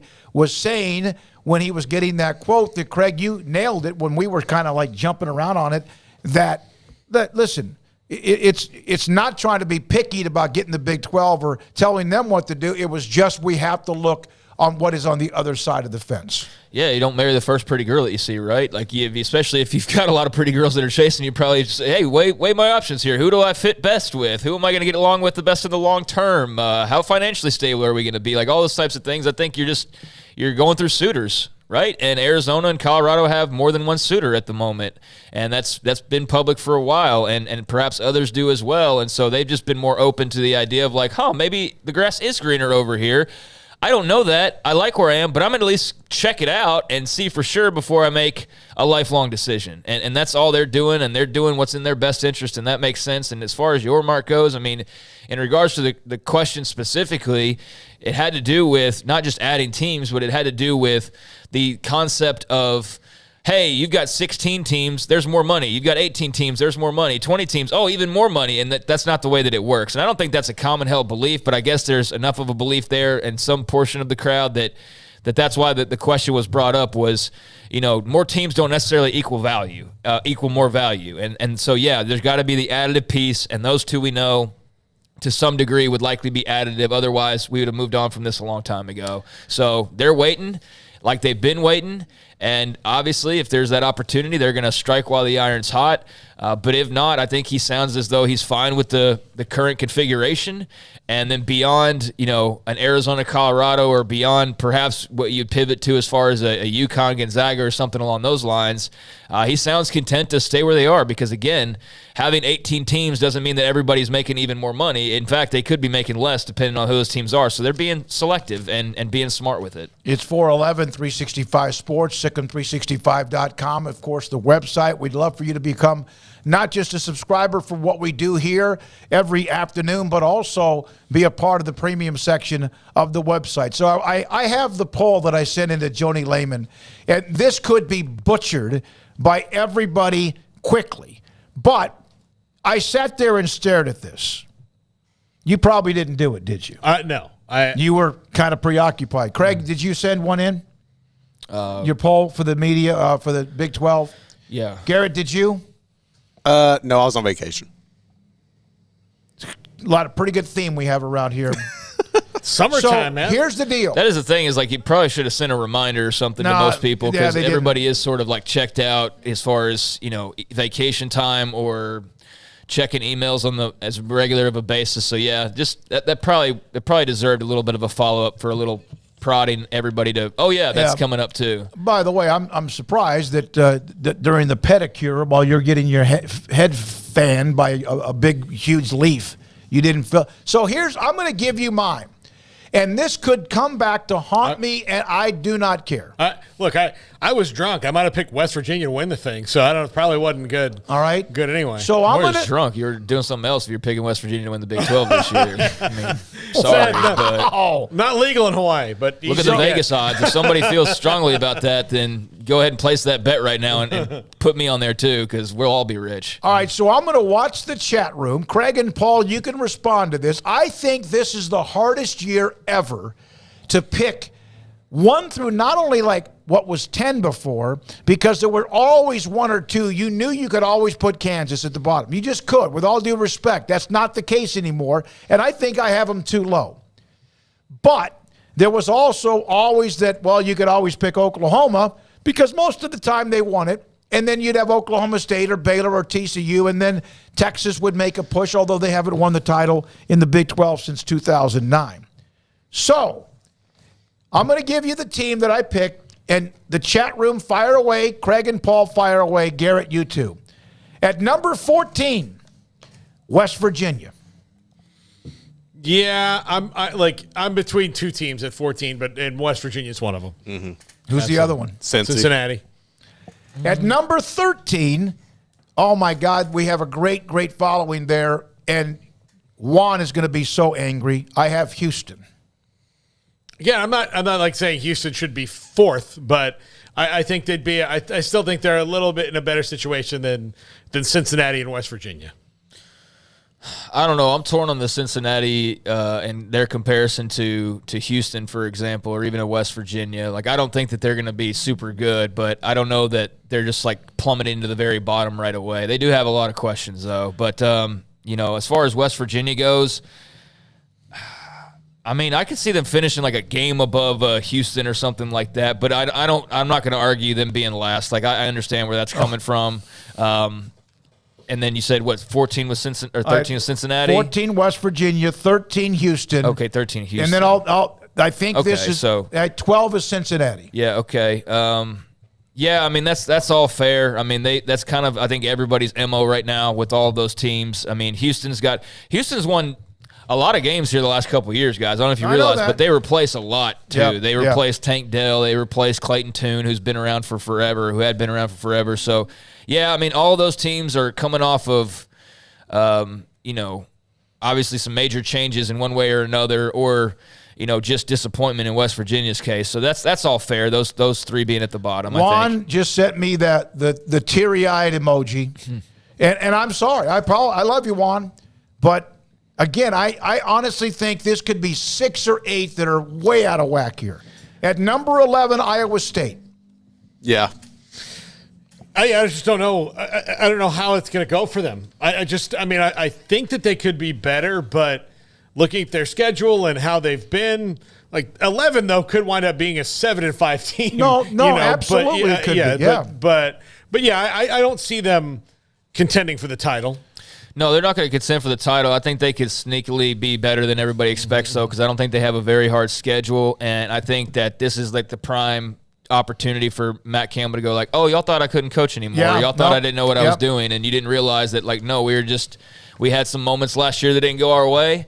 And, some things that we needed to sharpen up. And now that we have, we're going to – because, like, look, they're not – like, when they lose games, it's not they lose games because they're bad. They lose games that's a grind, that's, just like one thing doesn't go right. But, like, when you play Iowa State, you know that you played Iowa State, right? They are a grind to play, and they're not fun to play or to prepare for. And so they just, on that fine line that they walk as the program that they are, last year they just fell to they fell to one side more than they had, maybe the previous couple of years. But, yeah, I mean, are they going to be better enough to where I put them, like, near the top? No, not right now. So that's fair. Like, I might have them maybe a couple spots higher, debating that. We could get into that at some other point, but that's fair to have them lower. So we've had West Virginia at 14, Houston 13, Cincinnati 12, Iowa State 11. And I think this is too low. But I don't know who I was going to put in front of them. It might be 3 teams that could be behind them at the end. I have Kansas at 10. Kansas is going to win some shootouts this was year. Hard for me. That's normally where they are because 10 in the conference. But this is so hard for me. And I may be way off on them. If I am, I apologize to Jayhawks Nation. Look, they've got a stud quarterback. Yes, gamer they do. In that they can keep them in any game and can make all kind of plays, and is one of the most fun players, in my opinion, in the country because of what he's doing based on what's around him. But I still think they're a year or so away from being able to regularly, on the other side of the ball, get in front of somebody and stop them. I don't think they're going to get in a whole lot of people's way, but I do think that there are going to be some teams contending for the conference title that are going to go, if not for that stupid Kansas game, we'd be in this deal right now. So, yeah, I think Kansas is going to be as good or better as they were last year. I think maybe even a little bit better. Me picking them 10, Craig, it makes no sense in a way, and I get that because they have an absolutely badass at quarterback. Yeah, I mean, that's the only reason anybody's picking them there. Let's be honest. It's somewhat of Lance Leipold, but it's really just Jalen Daniels that's really driving that home because everybody saw what he was able to do when he was healthy last year. Now, of course, there's a belief in Leipold as well, but you got to have the star players, too, to actually go out there and do it, and they do have one in Jalen Daniels. I need to backtrack on Iowa State. Their schedule's harder than I remember looking at a while back. It's a bit more difficult, so that actually reinforces maybe having them a little bit lower coming off of a disappointing year. But as far as Kansas goes, yeah, I'm not all in on like they're going to run wild and Leipold's the new king of the conference or anything, but definitely reasons for optimism and definitely not at the back of the pack like they used to be. But how high they can go, I'm not quite ready to think that Jalen Daniels is so good that everybody's ready to come along with him, right? Like I do think there is that element of retooling the roster that they're still in the progress of, that it doesn't necessarily stack right up with a lot of the teams that'll be near the top. But he's good enough to make some plays to overcome that, so they'll be fun to watch. We've lost 17,000 subscribers in just the last 5 minutes discussing this. At number 9, Brigham Young. Yeah, I mean, I think that they've got a lot of questions. Keaton Slovis, obviously, at quarterback now. You've got the changeover on defense. Sataki had to take the reins last year because it got so bad, and obviously had to make the tough decision to move on from somebody who'd been on staff, a close friend for a while. And I don't really know what to expect for them as far as the transition. You hear about the schedule that they played, but still, this is a different animal, being in a conference and having those stakes and just the week after week after week nature of it. So I think they're, perhaps as well prepared as you can be to make that jump, but I still feel like all four are going to have an adjustment period. So yeah, I would have them in the second half of the grouping. Number 8, and this is against the grain because of how good they have been, although last year was like very much Baylor in Oklahoma State at number 8. I may be different. I'm circling them as a surprise team. I agree with you, Craig, because these are the type of teams that Mike Gundy just lays back in the weeds and says, "Y'all say whatever you want to say. I'm going to sit here." Against the world. No one believed in us. David Smoak said we're 8th. Alan Bowman's not been healthy, blah, blah, like all these things. And then all of a sudden, it's going to work out for them somehow. All right. I give them the benefit of the doubt. I don't have them going and winning the conference because I think there's too many questions. They had a lot of turnover as well. Alan Bowman, can he prove that he can stay healthy? Because, if he's healthy, that's great. But that's also been the case of his career. But I do believe that Gundy's still a fantastic football coach, and I do think that not having much in the way of expectations, kind of like Iowa State, is actually a very good thing for that program, that they can potentially sneak up on some people or be better than expected. But not enough shown to fully go they're going to be a top 5 team. So in the middle's about right for them. All right. Number 7, UCF. I think that this is kind of just like a trendy pick because somebody's got to be good out of those 4, and they've got their quarterback back, and he was fun to watch, and Malzahn's cool, and they just seem to have a lot more confidence and a lot more, I guess, questions answered right now than perhaps the others do. So that's one where I don't want to act like I have a great feel for it. I know that the thing to do is pretend like we know everything, but I don't have a great feel for how good to expect them to be. And that's not a cop-out. It's just, I know they'll be good. I know they'll probably be better than the other 3, but, how good? I don't know where I fall in that. So, again, in the middle, probably about right for them. Yeah, I mean, that's right in the middle of the pack. That makes a lot of sense. They're to me, Gus Malzahn, the head coach and quarterback, that's the best combination of the incoming. Then I think BYU has a different quarterback, Houston has a different quarterback, and Cincinnati has a different quarterback. Yeah, so as far and a coach. A different coach. So those two being aligned as the ones coming in would make me think they finish higher, and I could see them pushing into the top 5 of the league. I'm not going to go ahead and say they can win the thing. I just don't. I don't think they're going to have that kind of depth. All right. Right off the bat in the conference. So far, no one's lost their mind on me in the chat room, and that's fine if you do. Some say maybe higher or lower, but nothing oh my God, I'll never watch again when Smokey's on there, so watch tomorrow. Quit worrying about what everybody's worrying about. No, I'm just at number 6, Baylor.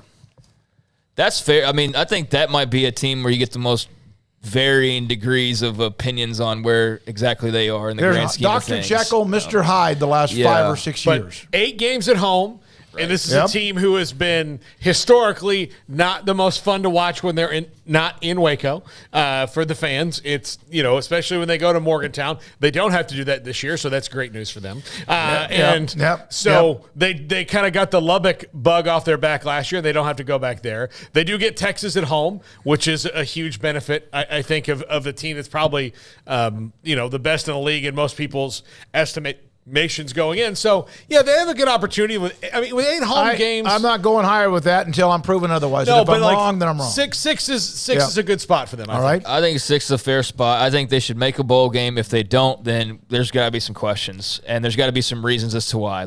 Both starting quarterback candidates got hurt, and something like that. Because other than that, then they're starting to go down a different direction than they need to be going. Is that fair to say? Mm-hmm. And I love Dave Aranda, but I get how great 2 years ago was, but last year was not fun. And if you're to follow that up after all these changes that you've made and you've flipped all your coordinators now at this point, something's got to move forward this year, in my opinion, to show that there's continued growth, right? Now, as a team, they do have a favorable schedule with 8 games at home, but they could very well be 2-2 after the first month because Utah is not a gimme. Texas is like their first Big 12 game. That's not a gimme. And I do think if you look at Vegas, I think they're right there in like that 6-7 win range. Yep. And I do think they're going to be a team like that's kind of straddling probably that 6 to 8 win range. I think that having the home games helps, but again, one of them's Utah. I don't feel great that you're winning that. One of them's Texas. I don't feel great that you're necessarily winning that one either. Especially early on in the year. Early on, yeah. when everybody's still healthy and all of that. I think their trip to UCF's a really puzzling game. Like, that's one where I don't know quite what to expect there. First Big 12 home game, so that's right out of the gates, one you want to draw for anybody, I would We think. have 5 more to get to, and I want to. We got time. But there's a lot of questions. Like, there's reasons to be optimistic, like the amount of home games. But at the same time, like, those aren't all layups. And so 6, 7, 8 wins the only in that range is fair. Are the Pac-12 deal. All right, number 5, TCU. Might be a little low, honestly. I mean, I know that they turn over a lot, though, so that's the reason why they're expected to take a little bit of a slip.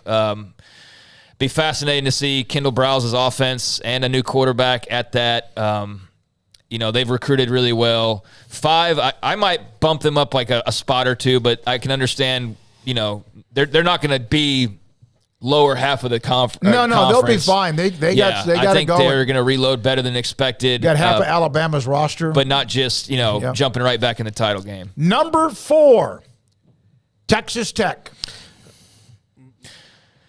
Might be Man, too you low. took a big spit. I don't know. Like I like 4. I think top 4 of the conference is where they need to live. I think that's where I have them. I think that's making sure that they're better, but it doesn't mean that you need to know where they are. They enough where they're going to be in the chance to play for a Big 12 title. But I do think they're 4. All right. Yeah, I think 4. They've got a lot coming back, like 5th years, guys coming back. A lot of players who probably could have left that came back because it just kind of shows you the culture of the program, and that's a sign of when guys are like, no, I want to be back for another year, and they had a lot of that. Obviously, your quarterback's back. Shuck's got to stay healthy. But beyond that, they don't have, I think, a ton of questions. So I think that's more than fair. All right. But there's a lot of hype for them. Like, that almost seems like, given the amount of hype this offseason, like they should be in the title game. But 4 is right on the cusp of that, so that's fair. I struggled putting Tech ahead of TCU only because of what TCU did. It's not trying to say last year was any kind of a fluke. It absolutely was not. They were really good. But I have them at 4. Number 3, Oklahoma. They have a soft-ass schedule, like a total pillow of a schedule. I can't believe the Big 12. Like, for anybody who wants to talk about the Big 12 and it acts, to grind, like, show them the Big 12. Show them the Oklahoma schedule for the final Big 12 year. They have to be better, I would think. I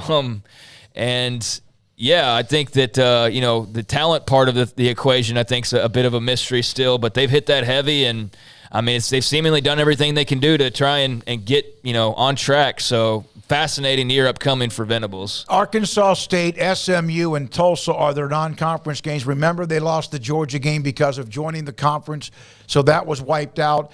With all due respect to who they're playing, that, of course, what I'm saying is Big 12, it doesn't matter if you're 3-0 or what in non-conference play. If they had a harder schedule, I wouldn't necessarily have them there, but their schedule is really soft, and so I think that they can take advantage of that. They should take advantage of that with the talent superiority they should have over most teams in the conference. Despite last year being an absolute disaster. Right. At number 2, the defending champion Kansas State Wildcats. Yeah, I don't see them slipping back very far. I mean, I do think that they're going to have to overcome, especially on defense. I don't really see them missing a beat, even though they did lose a stud defensive end.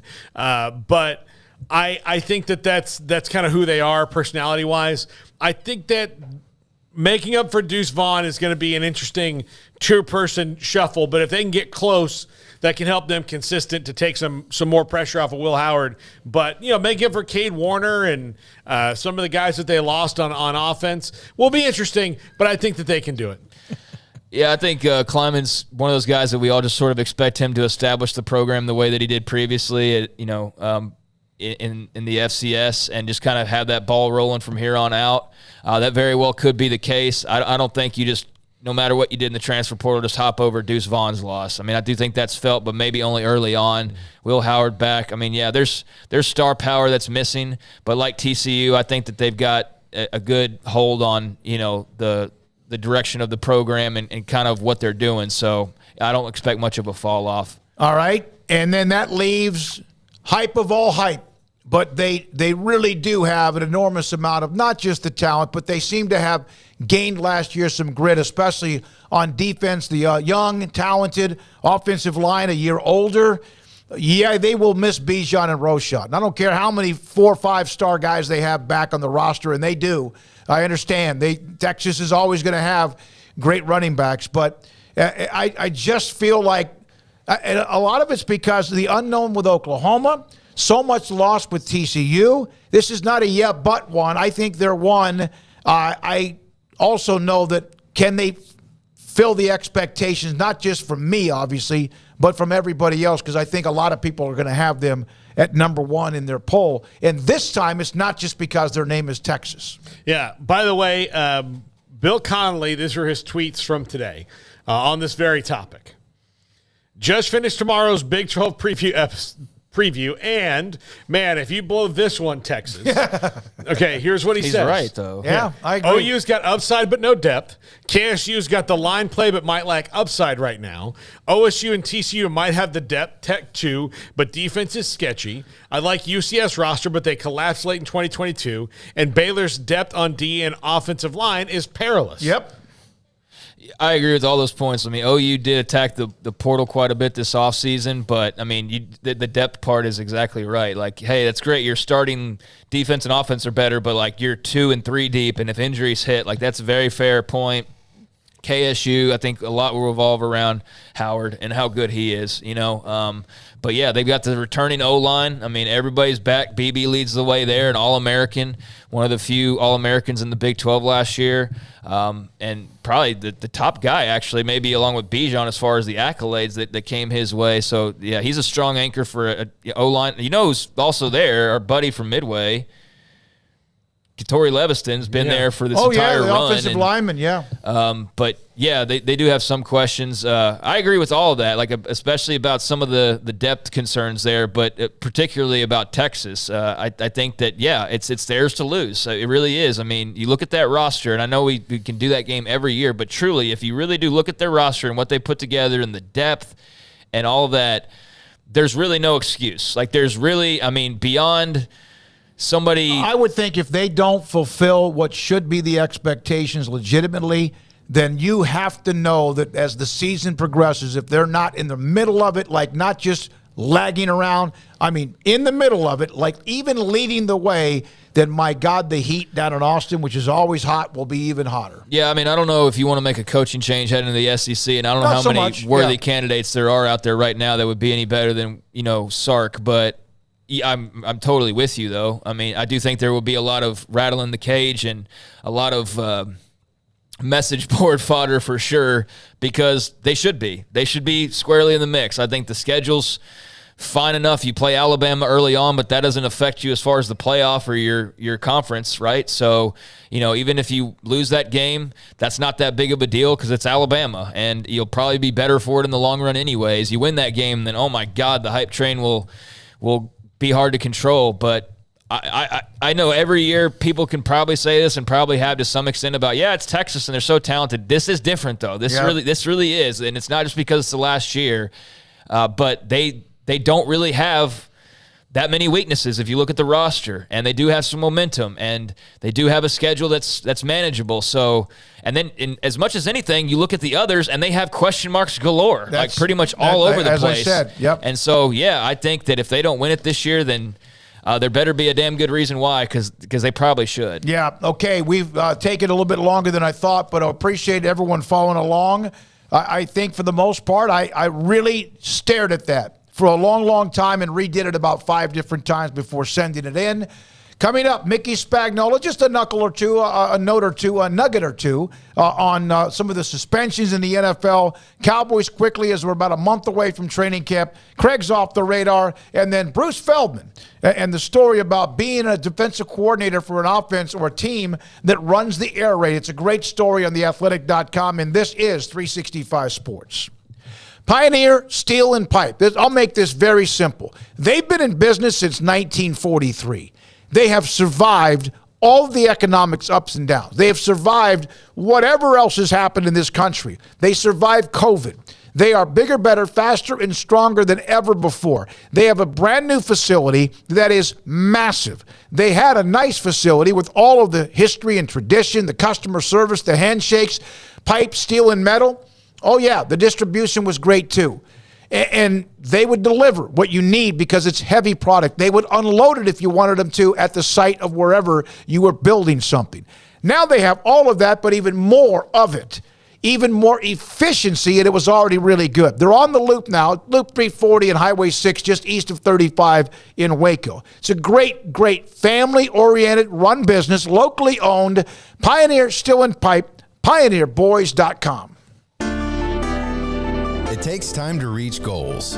It's a truth that applies to more than sports. It goes for your financial goals as well. You work hard for your money, and you deserve an investment strategy that lines up with your game plan. And Chuck Verno, your Edward Jones financial advisor, can help. If financial investments aren't putting forth the effort you desire, stop by today for a financial review.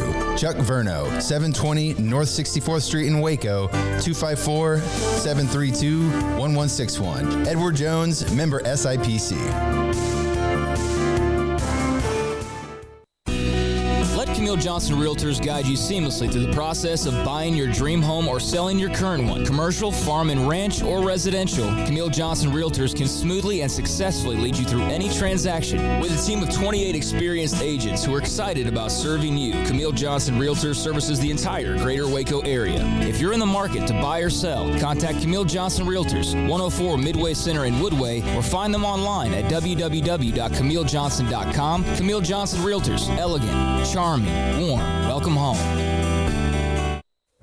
Stepping into the boots of a U.S. Army officer can add confidence and leadership skills to your son or daughter's career path. See all the things they can achieve in our boots at GoArmy.com. U.S. Army Waco Recruiting Company, 254-598-8131 or 254-776-1543. Established in 2007 and independently owned, Alliance Bank Central Texas is committed to helping families and businesses meet their financial goals. From their tellers to their board of directors, they know the importance of superior service and competitive products. Customers have confidence knowing that their financial needs are in good hands. It's your bank, Alliance Bank Central Texas, with 2 Waco locations, 4721 Bosque Boulevard and 191 Archway Drive on Highway 84, and at AllianceBankTexas.com. Member FDIC and equal housing lender. Do you or your kids get nervous about going to the dentist? Stonewood Dental, Dr. Steve Childress, he can help. I've spent a career taking care of patients who as children had bad experiences, and now they're adults that hate going to the dentist. If I get a kid at 3 years old and they come every 6 months and it's a happy experience, it's normal for them. Now they have an accident at 6 or 7 or 8 at school. Now they have a broken tooth or a trauma. And they have to come here. They're used to lights. They're used to water in their mouth. They're used to experience. They already trust us. It's amazing what we can do with that kid without it being a negative thing. But if I see a 6 or 7 or 8 year old that's never been to the dentist, and now they have a trauma or an unfortunate unexpected toothache, it's harder to do that for that kid and it not be somewhat of a negative experience. So bottom line is I try to teach kids and adults and teenagers and everybody the way I'd want my family treated, which is where it's a necessary part of life. You just take care of it. It doesn't have to be that big a deal. Learn more, stonewood-dental.com. Shorty's Pizza Shack at 12th and Bagby is a homegrown, locally owned pizza place that's out of this world. Everything from the dough, the sauce, the sausage topping is made fresh in-house. Not to mention the amazing pizza pillows, the chicken wings are to die for. Try the Sikkim sauce, chili cheese fries or tots, plus great specials on food and drink every single day. Shorty's is also the perfect spot to watch the game with your friends. Shorty's Pizza Shack at 12th and Bagby. Tell them Paul sent you by.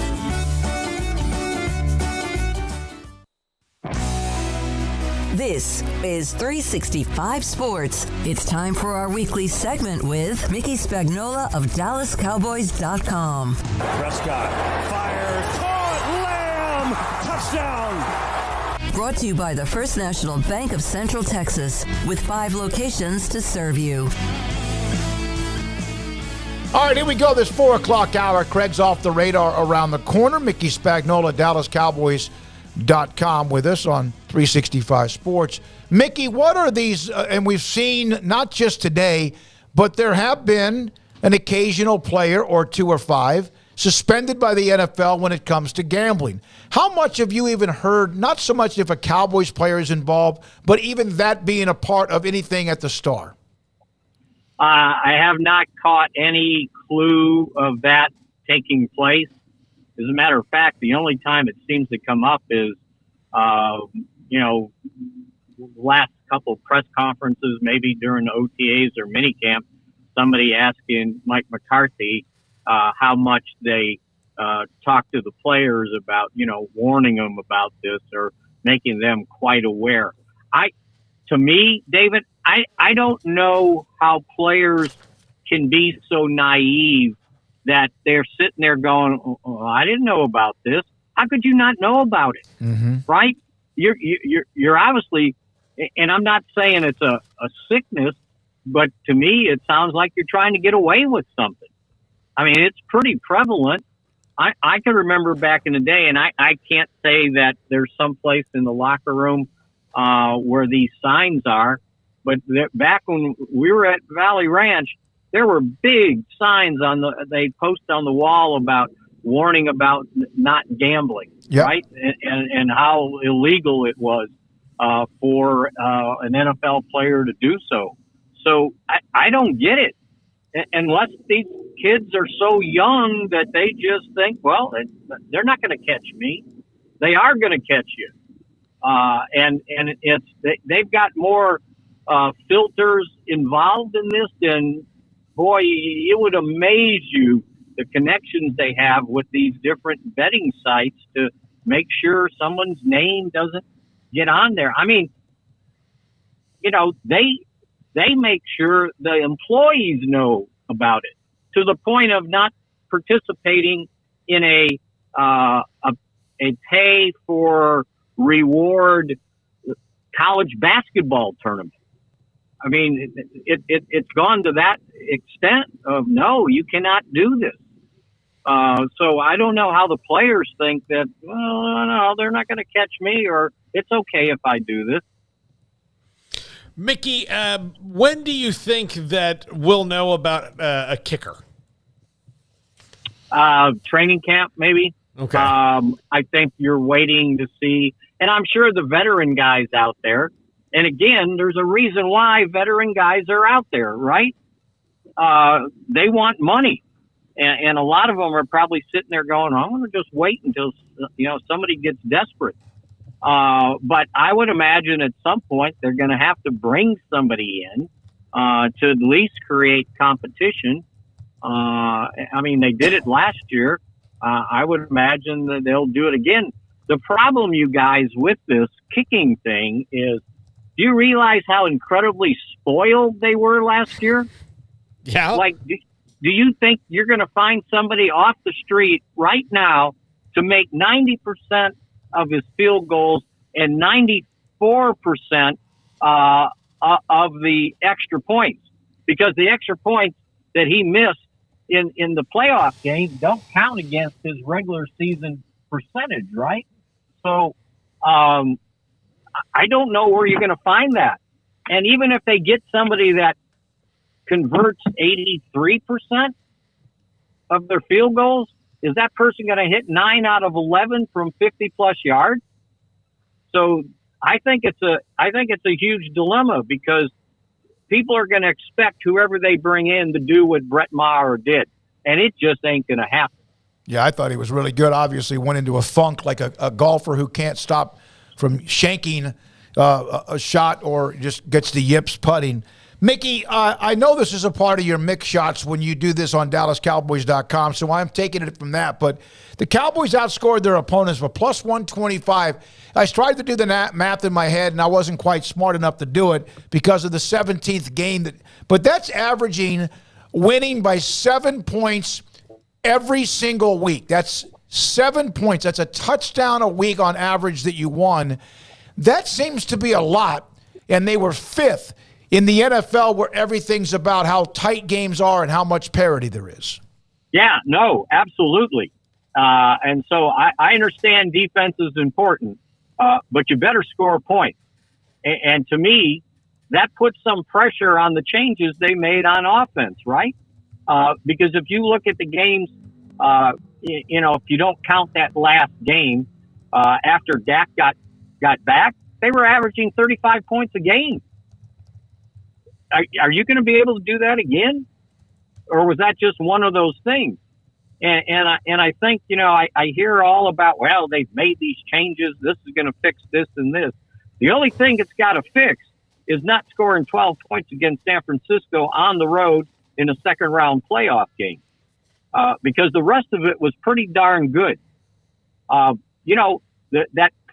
point differential,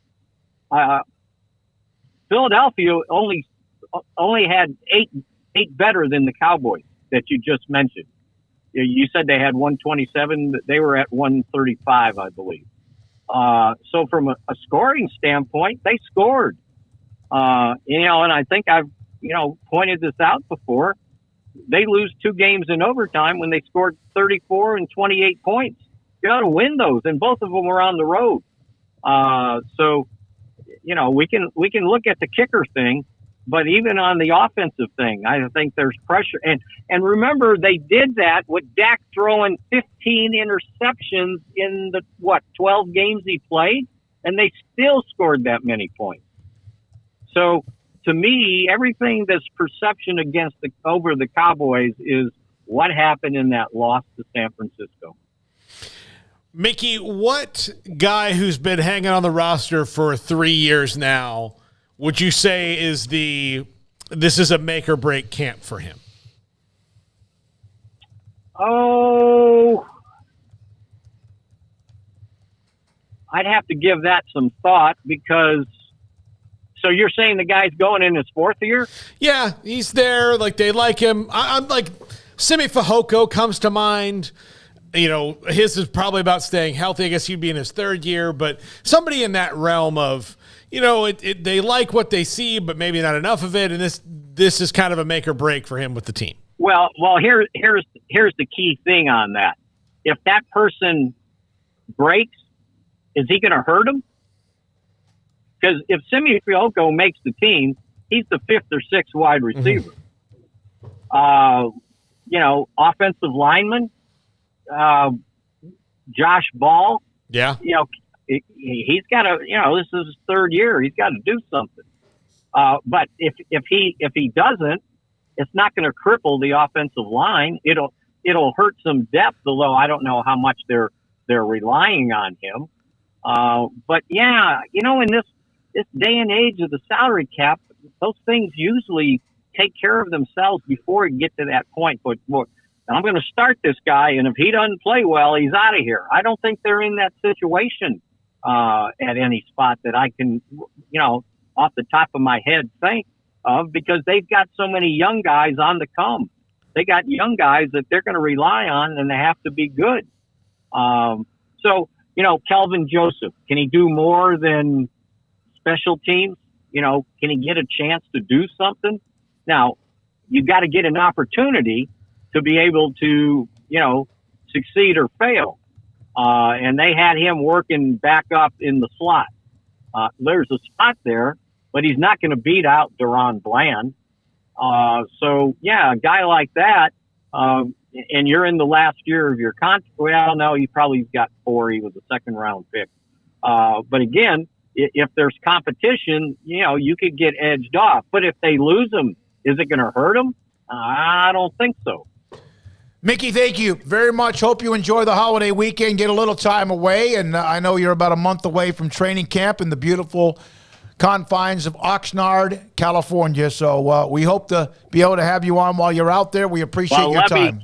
David, let me point this out to you. Yesterday when I was writing my column, if you read Nick Shots, it was 1:30 in the afternoon, and they had released the practice schedule. I said, Oxnard, yeah, we're a month away or whatever, 26 days away. And I said, well, let's see what it is outside. So it was 95 degrees on the way to 102 with a heat index of 110. Well, what's it in Oxnard today? It's 11:30 in the morning, same time, right? Wow. It was 64 degrees. Well, I hate you in advance. Hate you in advance. Thank you, well, buddy. You're gonna have to put up with it in about 4 weeks, right? Yeah, I know, and believe me, we do miss it because it's such a relaxing, soothing, and peaceful week or so when you're there. All right, when we come back, Craig Smoak's off the radar. Bruce Feldman at 5:10. We'll go back to John Machota, who we couldn't get yesterday because of his schedule. He'll join us at 5:30. This in Paul's Top 5. This is 365 Sports. Richard Carr, Buick GMC Cadillac, they are the people that you can count on for great price on new vehicles, great deal on pre-owned vehicles, and also great customer service as well. They are the people that you can count on, the people that I've counted on right now. They're celebrating their 24th anniversary sales event, which means big savings on pre-owned cars and trucks and special savings on GMC Sierra and Buick Envision SUVs right now. Their lot contains dozens of Sierra trucks. Qualified buyers can save $3,000 on the 2023 GMC Sierra SLT or SLE 1500. Get 2.9% financing for qualified buyers on 2023 GMC Sierra trucks. But just get in contact with the dealership for more details on those offerings if you're looking for an SUV. They've got a luxury model without the luxury price tag when it comes to the Buick lineup of SUVs. The Encores, the Envisions, the Enclaves right now. With special financing, you can save $2,500 on Buick Enclave Premium, $3,500 on Buick Enclave Avenir. So a couple of the other offerings out there for you when it comes to new vehicles. But if you're not looking to buy new, they've got a lot full of quality pre-owned cars, trucks, and SUVs as well. Many of them not only affordable, but under $20,000, thoroughly inspected as well, ready to finance for almost any credit rating. Quality vehicles, pre-owned, ready to drive home today. And as always, you can always get in contact with Richard Carr by, going over there in person, but also through email, through the website, over the phone, and you can set up an appointment if you need to get your car worked on, an oil change, body work, whatever the case may be. They're standing by to keep you on the road, and you can go to the website again, richardcarr.com, to check out their various service specials and set any appointments. For 24 years in Central Texas, they built a reputation as the people you can count on, run by proud Central Texans. Log on to richardcarr.com today. Call now, go see them now off Highway 6 at the Imperial exit. Joined by Samantha Duvall, TexasBeefHouse.com, Director of Marketing. 4th of July, it's coming up. We've been through Father's Day, Memorial Day before that, and now you have 4th of July. What are a couple of specials, or maybe when people call, they can focus on the 4th of July weekend? So we just got a new shipment of inventory in, so we are stocked back up on our brisket. We're stocked back up on our ribeyes. Of course, we've got hamburger patties, jalapeno and cheese patties. Those are one of our biggest sellers. Also put together what we call the grilling package, and it's a package that gives you sirloin, filet, hamburger package, regular patties, jalapeno and cheese patties, New York strip, and some of our Wagyu garlic links. They're fully cooked. You just throw them on the grill or put them in the oven. It's pretty amazing, the growth of the business. TexasBeefHouse.com, just outside of Tylerman White House. Aaron Duvall, the owner, and we're talking to Samantha. To just be a part of this company and watch it grow, how impressed have you been in just these recent months or in the last year or so? It's actually been pretty awesome watching us grow the last year. We started this company almost 6 years ago, and just by word of mouth, it has blown up our last year. We're now shipping to all the lower 48 states. We ship Monday, Tuesday, and Wednesday. We also do local deliveries in our area within a 20-mile radius, and we're part of our farmers market every Saturday here. Where is the best beef in Texas? Your house. When you order from Texas Beef House, unleash the flavor of Texas-raised Wagyu from our pasture to your plate. TexasBeefHouse.com. TFNB Your Bank for Life is the official local bank of Baylor Athletics. Find out why more Central Texas are making TFNB their bank for life. Sign up for our Edge checking and savings accounts to earn interest or cash back. With 5 convenient locations and an award-winning mobile app, banking has never been easier. TFNB Your Bank for Life. Member FDIC. Three Nations Brewing Company has 16 different beers on draft with a new beer every Friday. It also offers 2 air-conditioned tap rooms, a large indoor beer hall, a second-floor mezzanine offering a great overview of the brewing company and equipment and patio where you can relax under the shade. Plus, you can now experience the new Three Nations Beer Garden Grill on our shaded patio. Grab a cold beer and enjoy a bite from our freshly prepared and delicious menu. Street tacos, quesadillas, freshly cooked burgers and dogs, and veggie burgers too. Nachos and so much more, all prepared and cooked on site. So come visit the award-winning Three Nations Brewing Company on East Vandergrift off I-35 in Carrollton.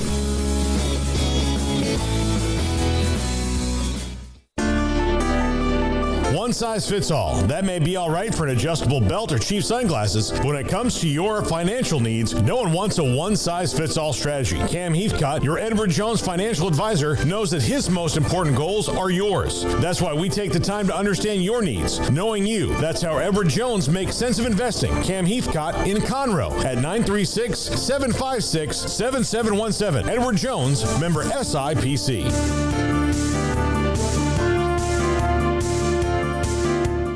Price right, both day and night. Average your car in Texas. Trucks built for you, red, white, and blue. Average your car in Texas. Cars that zoom with lots of room. Average your car in Texas. Count on us, a dealer to trust. Average your car in Waco, Texas.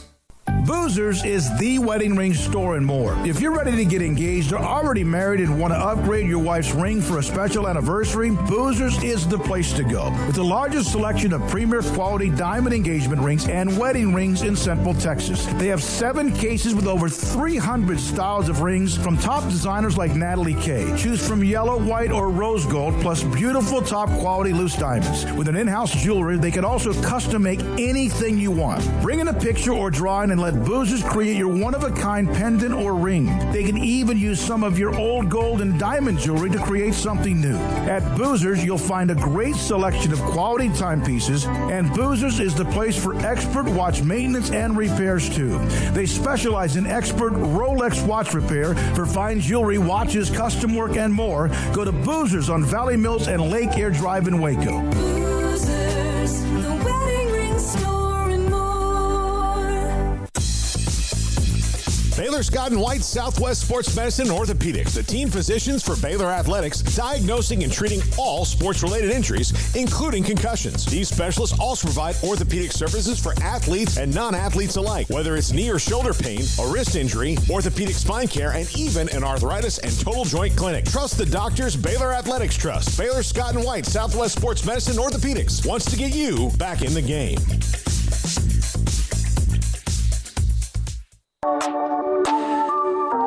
This is Craig Smoak's Off the Radar, presented by Alliance Bank. They take pride in making banking easy. AllianceBankTexas.com. All right, welcome to Off the Radar here on 365 Sports, Tuesdays and Thursdays around 4:45 or so. And we'll keep it somewhat brief because we got Bruce Feldman right around the corner. But a couple of notes here. How about perfect games? You guys like those? You guys like seeing perfect games in baseball? I mean, depending on who throws them, but yeah, you probably didn't. Yeah, no, it's still great, but yeah. Yeah, you know, I woke up to that, Craig, that story, and thought that they had, the way it was positioned when my breaking news at the top of my phone when I wake up, it was as if they had to bring somebody else in to get the final out. And I said, that doesn't make any sense. And, of course, no, they did not. No, there was none of that. Domingo Germán with a perfect game yesterday for the New York Yankees as they took down the Oakland A's, and just a special moment because these things don't happen very often, and it's just cool to see that. Only 24 times in Major League Baseball history have we seen a perfect game thrown, so the Yankees, Domingo Germán becomes number 24 over the course of baseball history, and the first perfect game thrower in quite some time. Prior to yesterday, you had a trio of pitchers that threw perfect games in the same season, but that season was 2012. There had not been a single perfect game since 2012. That year, you had Philip Umber of the Chicago White Sox at that time, Matt Cain of the Giants, and Felix Hernandez, King Felix of Seattle, all had perfect games back in 2012, but been 12 seasons since then until Germán, an 11-0 Yankees victory. I am not exactly sure on this, but I feel okay, maybe not quite. I was just looking at an interesting little list that actually has the attendance attached to it, and I was just thinking, was that the lowest attended perfect game in Major League Baseball history? Oh, because it's in Oakland. And I start going up this list, and I realize that it actually isn't, because the most recent lesser attended perfect game was Dallas Braden, who played for the Oakland A's. He threw one back in 2010. So the attendance yesterday at Oakland Coliseum, a night game, 12,479 people, and there were a couple hundred people less for that game a few years prior. So Oakland, man, I feel so bad. You see all the protests, and you see the fans are trying to fight for, the franchise. There's nothing they can do possibly to save this from moving all to Las Vegas here in the relatively near future. But they did get to see a perfect game. Just unfortunately, it was on the opposing team. Yeah, their reverse boycott was kind of a dumb thing where they're like, yeah, we're going to go now. But it didn't last very long. Germán was remarkably efficient. He threw 99 pitches. So over a perfect game, he was throwing 11 pitches per inning on average. And even against the A's, which is the worst team in baseball this year by a long shot, it's still really impressive. And even more surprising that of all the Yankees to throw a perfect game, it was Domingo Germán, who's been struggling this year. Yeah, been very disappointing. Yeah, has had some sticky stuff on his hands from time to time that got him into some trouble. And so, yeah, he's had some run-ins where things weren't going all that well or things were going awry. And to have that moment yesterday, special for any baseball player. So the 24th perfect game in baseball history as the Yankees take down the A's in Oakland. And I guess if you go back to the 80s, I just looked, there are under 10,000 attendance games. So but in this last 30 years, the two lowest attended were both at Oakland Coliseum, which is, kind of fitting. But one of the former players you mentioned in 2012, Philip Umber, you know where he played high school ball? I thought he went to Panola, but I think he might be from Carthage. Yeah, I'm not sure about that one. Think so. He's from Carthage. Yeah. So, yeah, that was cool to see that for Domingo Germán. And, he is a guy who, is not the lone Yankee by any means to have thrown a no-hitter over time, but it was cool to see that. All right, elsewhere, let's see here. Ryan Mallett. We had seen that story the other day, heartbreaking story on the former Arkansas and NFL quarterback as he drowned in Florida. Passing away. He was a high school football coach, just 35 years old, coaching a school down there in Florida. There's been a huge outpouring of support for him. But, man, the whole arguing about news these days and what you're actually seeing, is it real, is it true, and all of that, it's so hard to sort through sometimes. And so for some reason or another, there got to be this discussion online about how there were major riptides, and he got caught in a riptide, and the authorities have come out and said that was not the case, that there was nothing that was crazy going on that day. They didn't have the flags out that were, warning of do not go in the water or anything along those lines. So I don't know why there was that discrepancy in the reporting or why people would even feel the need to lie about something like that. But according to social media.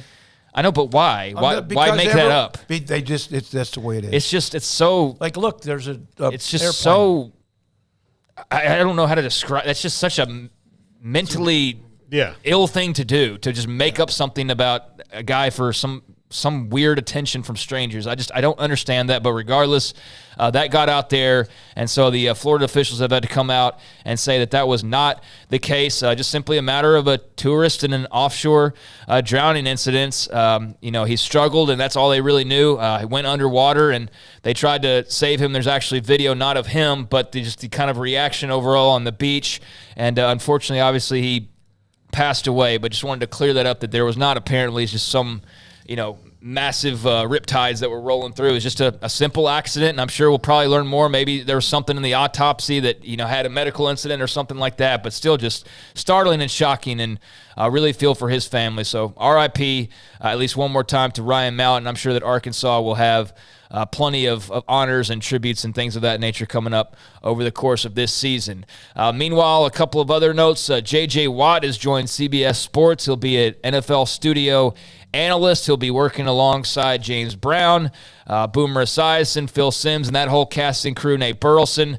And he is going to be a guy that we're not seeing on our TVs on a regular basis, which if you follow J.J. Watt's career, I don't think comes as much of a surprise. Your thoughts on what to expect from J.J. Watt, media guy? I think he'll be really good. He's got a great personality. He does. It's not, you don't see anything that's like just him being like a clone. I think he's got very impromptu. I've watched some of the stuff he's done. I think he'll be very good. Yeah, he'll be very good, very fun on that show. I think he provides interesting, especially you got to get younger. Not that the game's passing any of those other guys. It's kind of an aging crew now at this point, though. But yeah, I mean, like. I know not Burleson again. Yeah. No, but when you're talking about Cower and Sims and guys like James that. Brown. Yeah, James Brown. You want to get some, especially, I think Tony Romo's real strength, his first year in the booth was that first couple of years, is he still knew all these offenses and he'd watched all the film, just recently. I think that's a huge benefit for them to have J.J. Watt, who's just been, watching film and in the meeting rooms of all these things. Yep, so we'll be on NFL Today in week number 1. They had the big official announcement from the CBS side of things, and I guess there were others interested like NBC, even Big Ten Network was looking to him, obviously being a Wisconsin guy, but it was funny because he initially tweeted out a video, and it was titled, "I just got a job at CVS." Obviously means CBS, so a little bit of fun there, so he had to go back and correct himself, but that would have been a story. J.J. Watt working the checkout counter at CVS in Houston or something. He probably just made $2 million being the new guy for probably. CBS. Yeah, that's how it works, right? Yeah, he probably did get a CVS deal out of that. So, yeah, he's joining the CBS lineup. And the NFL, we were talking about gambling earlier. There was the reports about Colts defensive back Isaiah Rodgers and his upcoming suspension for violating the league's gambling policy. Well, he is among a group of players indefinitely suspended. Not only Colts cornerback Isaiah Rodgers, but also Indy defensive end Rashad Berry, Demetrius Taylor, a free agent defensive end, suspended along with those two through at least the end of this upcoming season for gambling on games last year. Per the NFL, they can apply for reinstatement after this upcoming season is over with. You also had Titans offensive lineman Nicholas Petit-Frere received a 6-game suspension. He gambled on non-NFL games, but he did so while he was at the team facilities. How they know that, again, is kind of weird. I guess the Wi-Fi signals or whatever that is, but that's just bizarre that they're so do they know every website you visit? Not that you're obviously watching a whole lot of not safe for work stuff at work, probably, especially at your NFL facility, but just weird how they pinged that. Does that just wondering, if you're... Well, one, they have to know that you might have done it, or maybe they are monitoring you. I know we've all just kind of gave into the fact that we're being monitored in every way, shape, or form at all times now, but that's just weird that they we identified that. It's special algorithm for that, I think part of it also, your Wi-Fi network sites allowed or flag sites. That makes sense. So if you're walking into the facility, and I'll tell you how to beat the system. Don't connect to the Wi-Fi when you walk into the facility. I guess so, yeah. But it's just interesting when you see that mentioned in the article, they busted him on his phone or whatever device at the facility, just very specific. Use your data plan, you cheap ass. Yeah. No. You're an NFL guy. You should be able to afford that. So, those guys have all been given suspensions. Rodgers has started 9 games last year for Indianapolis. He played some special teams as well. He had made about 100 bets per ESPN, most for between $25-$50, but he had placed $1,000 on a rushing yards prop that had to do with a Colts running back. So that also won, and I'm sure that didn't do him any favors, and that got him in trouble as you're gambling on your own team. And, just another chapter in the gambling era that we are now in, and there will be more, and there will probably be far, far worse. But I'll leave it there. I know we got a guest. There's a few things off the radar. All right, Craig. It is interesting that I would never think about if I'm attached to a Wi-Fi like here at the studio that it would trace. Yeah, it's just how they can find things out is crazy.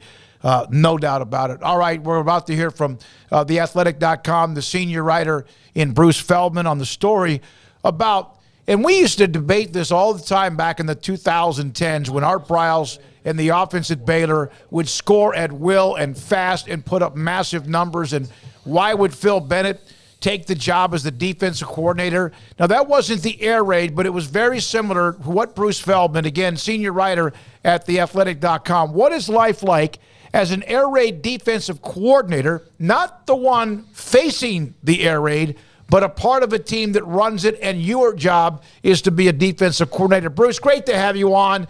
We appreciate your time. Fantastic article. Craig Smoak, Paul Catalina, and David Smoak. So is this right now, Alex Grinch and USC, is that like focus number one because of what USC's trying to do with Lincoln Riley? Yeah, I think it is. I mean, obviously people have known about the air raid for a couple of decades. And it's been obviously the offense and the quarterback that has gotten so much attention. But now, given Lincoln Riley took over a USC program that had won 4 games, and then last year they jump all the way to 11-3, produced another Heisman Trophy winning quarterback with so much attention on whether he can win a national title really is tied to can their defense get a lot better. And Alex Grinch had been with him at OU, and he did get them better on defense, but now this defense is atrocious, and it was, before they got there, and that's the challenge, is what does it take to fix it, and how hard is it to have a really salty defense when your offense and everything is the focus around the program seems to be around the offense. Bruce obviously this might be an obvious answer, but when you talk to coordinators, was the answer having more guys who are first team depth-wise capable as opposed to maybe what happens a lot of times is some of the guys who would be defensive backs wind up being wide receivers because they run 8 deep at wide receivers in these things, and they're shorter defensive backs than they normally would be? I think it's, that's a personnel thing, and there's definitely part of that. I think, depending on how, who you talk to, they all have some different challenges and maybe some different theories. But one of the big challenges, across the board is most of these offenses do not have tight ends. And so when they play physical teams that maybe are in 12 and 13 personnel with 2 tight ends or 3 tight ends, they can't practice it because they just don't have those kind of bodies. Even if they have, defensive ends who they try to move over on scout team to be tight ends. And, some of the coaches I talked to said, usually those guys don't want to be out there as a tight end. So you kind of get a not great look from them. And then there's the other element of, and this isn't unique to this, certainly Baylor fans will definitely recognize that this isn't unique to just air raid offenses, but teams that run a lot of up tempo, it can be really hard to practice, to get good reps in for the defense because it's just, as the guys who were with Cliff Kingsbury and Dana Holgerson in Houston will call, it's like you couldn't even get lined up. You didn't even know what just happened. So it's a lot of stuff. It's also how the opponent who's going to play an air raid calls a game. It's almost like you're expecting the shootout, so you're always on your heels. And one of those big issues that Grinch and USC had last year was they were imploding in the fourth quarter of games down the stretch. And I think some of it is just how many reps that those guys are out on the field for. Bruce, I remember when Phil Bennett used to talk about one stat that would bother him to no end when it would get brought up after, a Baylor game. That would be the total yardage. He's like, the total yards don't matter. It's more about the stops and it's the turnovers and it's, whether they scored or not and those types of things. could you sense any kind of like trade-offs that coaches are making now in terms of maybe things that seemed important prior to this kind of era that are no longer maybe as important in the grand scheme of things as far as defending this? Yeah, I think a lot, as he said, and I know my colleague Max Olson at The Athletic has done some really interesting work on stop rate and a metric that's maybe more telling, than what we thought of, 15 years ago as the way. I think for some of these coaches, especially Grinch, it's like you're constantly playing, talking about how you message this to get guys, because when he got to OU, I mean, they were terrible on defense, and he said so much of it is like, oh God, here we go again. As soon as they give up a big third down conversion, and I think one thing that maybe we in the media sometimes lose sight of is, when you go up against a great quarterback or a great offense that operates so well at practice every day, what that can do to a defense's psyche, like the psychological aspect that's maybe lost in this. I mean, you think about what Lincoln Riley's had. I mean, he had Baker Mayfield, Heisman Trophy winner. He had Kyler Murray, Heisman Trophy winner. He had Jalen Hurts, just took a team to a Super Bowl, and now he has Caleb Williams. That is a lot of stuff for an opponent to deal with, especially when it's your team. And going back to the days at Texas Tech, a couple of those coaches I talked to on the defense side, when we first got there, we had Davis Webb, who obviously became an NFL quarterback. We had Patrick Mahomes, who became an NFL MVP. The first practice, we gave up like 20 touchdowns, and guys are like dunking the ball over the goalpost at every turn. And it's like, what's going on here? And I think that part of it is why you have to maybe reevaluate what it takes to play winning football when the identity of the program is so much rooted into the offense. And I think, an offshoot of that, you guys, I feel like this is something worth bringing up, is it's a lot easier to recruit to the offense when you have such a reputation for prolific offense. It's the easiest thing in the world probably for Lincoln Riley to have quarterbacks and receivers. The defensive side of the ball is the flip side now. It's a lot harder, I think, to get those kind of players because that's not where the shine is on the program. Bruce, there's part of your article about the physicality of practice, because the thoughts were because of defense, if they're a part of a defense that runs the air raid or whatever, it's hard to practice physically. Was it Bob Stoops that changed that mindset a little bit? He did, because, he went in, he'd worked for Steve Spurrier, another, prolific offensive mind when he was a defensive coordinator at Florida, and they won a national title. Then he gets to OU, and lo and behold, he hires Mike Leach in that air raid. But he was very mindful of how it was going to work, because he knew, all right, I love what he's doing here, but it can't come at the expense of the other things I need to see from my defense. So I think for people who haven't read the story yet, I think if you get to the point of how Bob Stoops was able to make it work, but as Bob pointed out, he's like, hey, I had an advantage on all these other guys because Mike worked for me. I was the boss. I was the head coach. And I think so he can say, hey, this is how much we're going to do. And he knew what was important on both sides of the ball. And I think that's the challenge of the balance, especially when the head coach is the air raid guy, and then this is how you're working to try to make it best work. But a lot of these guys also evolve. I mean, Dana Holgerson certainly has evolved. Lincoln has evolved. Garrett Riley, who certainly did a terrific job at TCU, now is at Clemson. He picked up elements of the run game from App State. I think there's just those kinds of things. We've seen Sonny Dykes absolutely evolve, and I think it's an interesting it's kind of an interesting subplot to the air raid as it is. Bruce Feldman, theathletic.com, Fox Sports with us on 365 Sports. So do head coaches that, like Lincoln Riley, have to maybe dial it back a couple of degrees on their offense to help their defense out, even though that might be counterintuitive to what they're running through in their head? That absolutely seems like the sense I get. What does it take for a program to be at its best?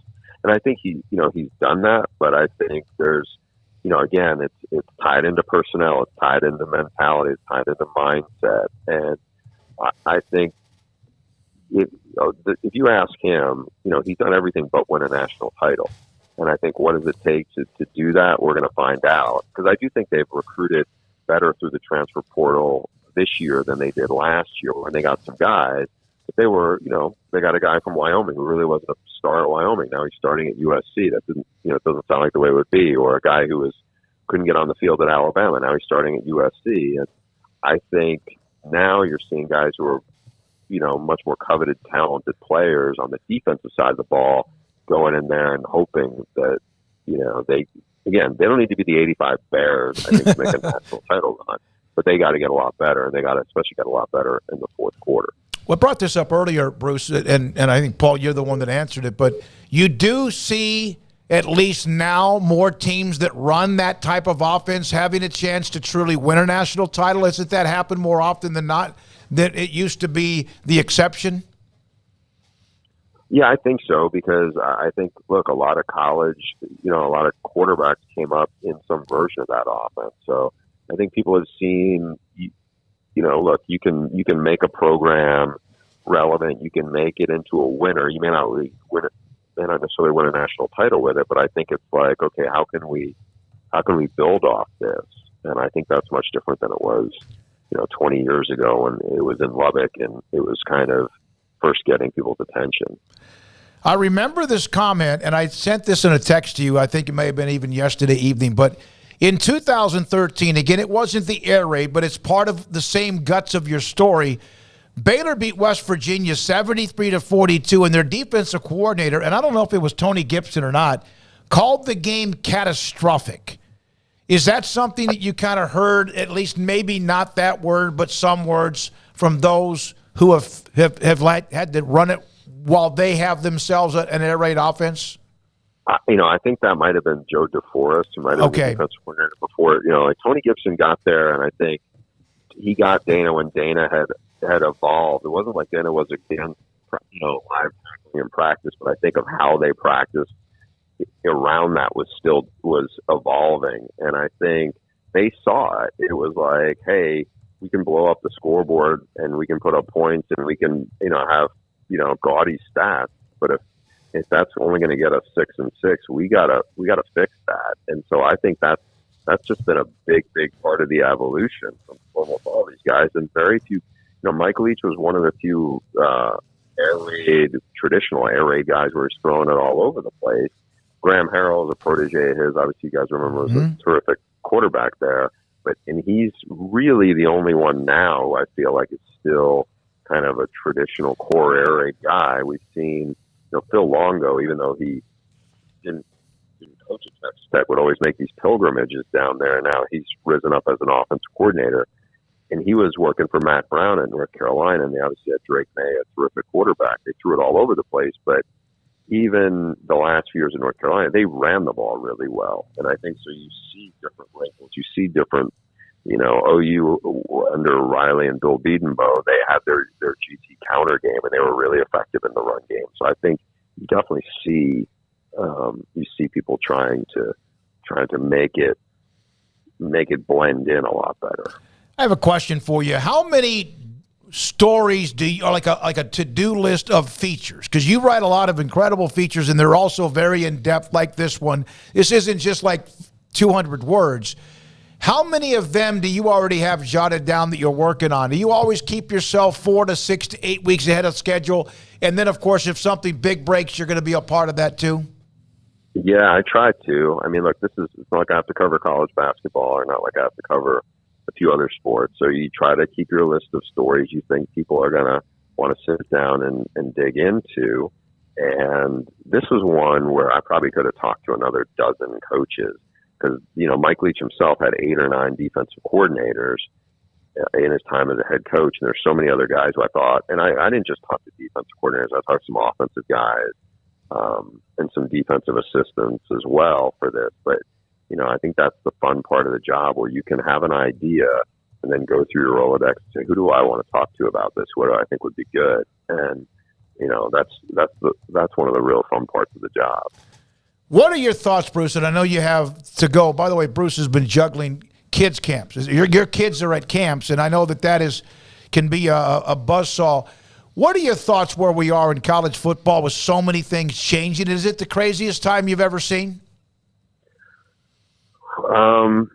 I think some of it is when it comes to the combination of the portal and NIL. Now, I don't think it's all doom and gloom. I think there's a lot of really great things that are going on in college sports. I mean, we're seeing, like a real elevation of athletes who aren't just football and men's basketball and football players. I think you're seeing other sports. People are, really finding, the College World Series and other sports that I think a lot of stars have been marketed and made. And so people want to watch it. And I think that's been a really cool aspect of this.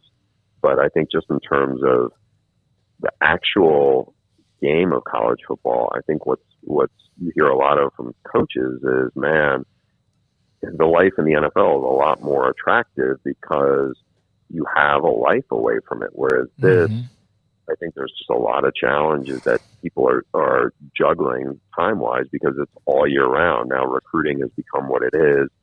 The portal has become what it is. Roster management is so hard. No one's going to feel for the coaches because they're making more money than they ever have. But I do think, the games itself, I still think, we all love that about the sport. And I think there's still a lot to love about what we have in college.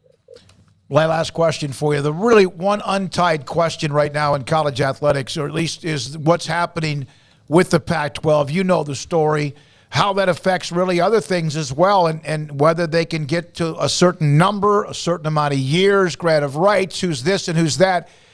What are your thoughts about, in your opinion, what might happen?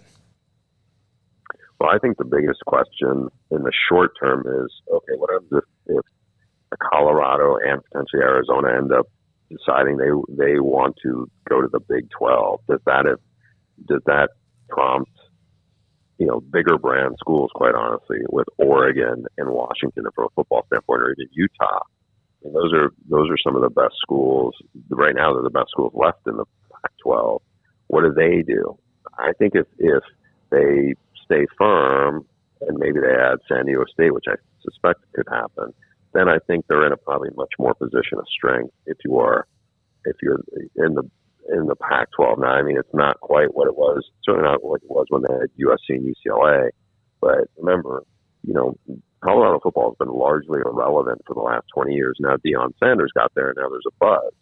But who knows how long Deion's going to be there? So I think that's the part where it's like, okay, where are they going to be on the TV dial? How is this going to play?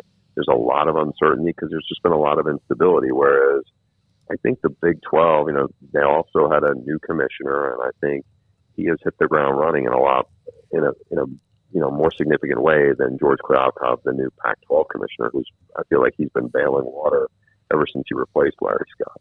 Did your book swing your sword after Mike Leach's tragic passing? Did you get a surge of people buying that book? I'm just curious. Did that happen? I think there was a lot of people who had curiosity about Mike. If they didn't know him, his story, I think then all of a sudden it was like, wait, who is this guy? Like, what? Because he's a fascinating character, and I think there was quite an uptick in that because there'll never be another one like him. So I think because of that, I think it brought a lot more eyeballs to it, and I feel very grateful that Mike was generous with his time, and I was able to get to know him like I did, and it's so like I felt like he lived like 5 lifetimes in one. It's just sad that we don't have him anymore because he's somebody who was like always there. You could text him or call him at any hour, and you could pick up on that stuff with him.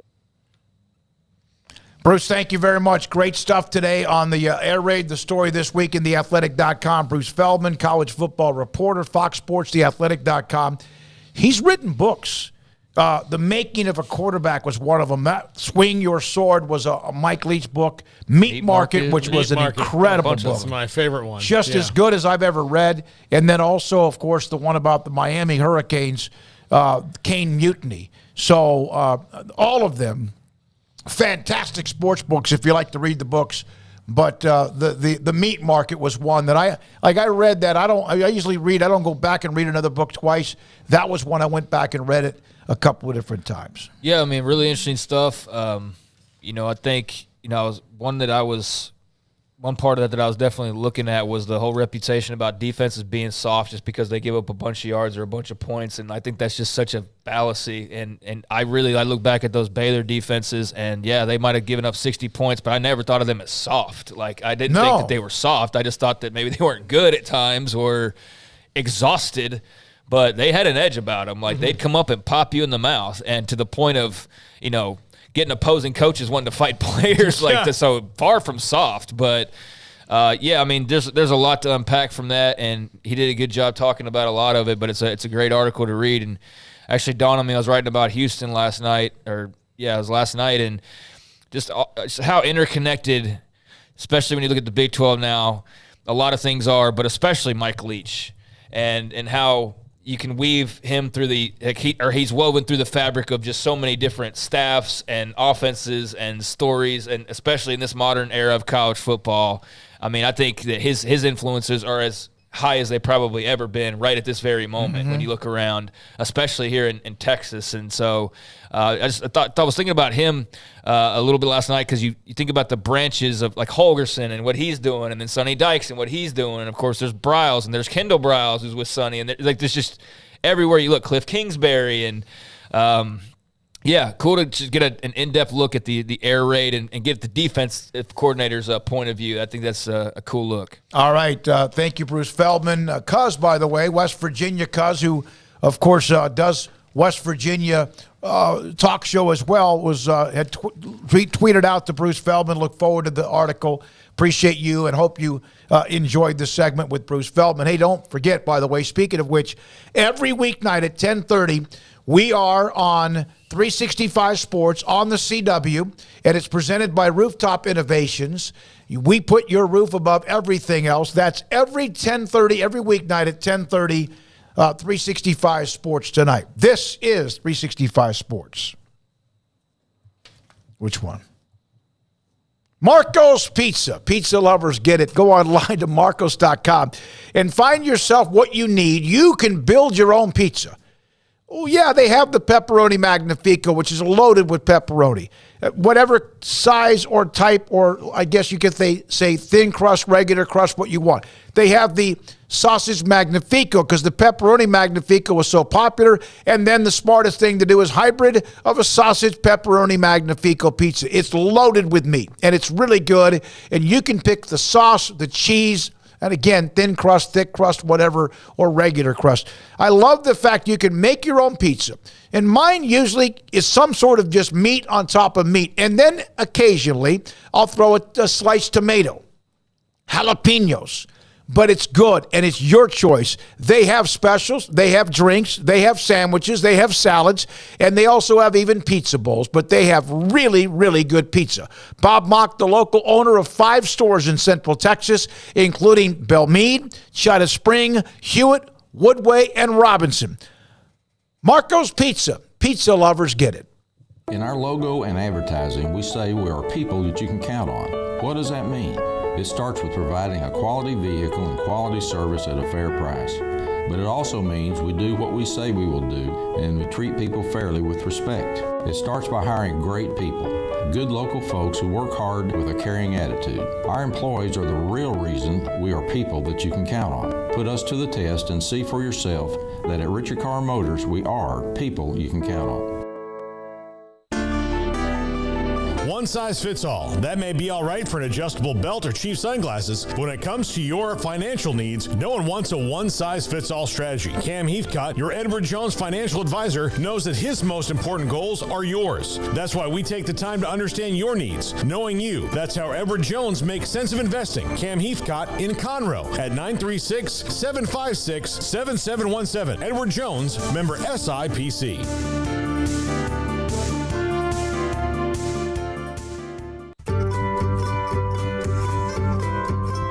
You want to know why Stonewood Dental is so successful? Listen to what happy customers have to say. It's pleasant. It's different than any other dentist office. I really feel like they care. And it's not that you're here for 2 hours waiting on someone to take care of you. It's quick and easy, and I bring my kids, and my kids love being here too. They really love the treasure box. Staff is really nice and accommodating, real friendly. You feel more like home. It's not sterile looking. Everybody has their own personalized rooms with decorations and decor, and they'll even have a blanket for you when it's cold. I've recommended people to actually come here, and they are patients now. I really love it here. It feels like family. Learn more, stonewood-dental.com.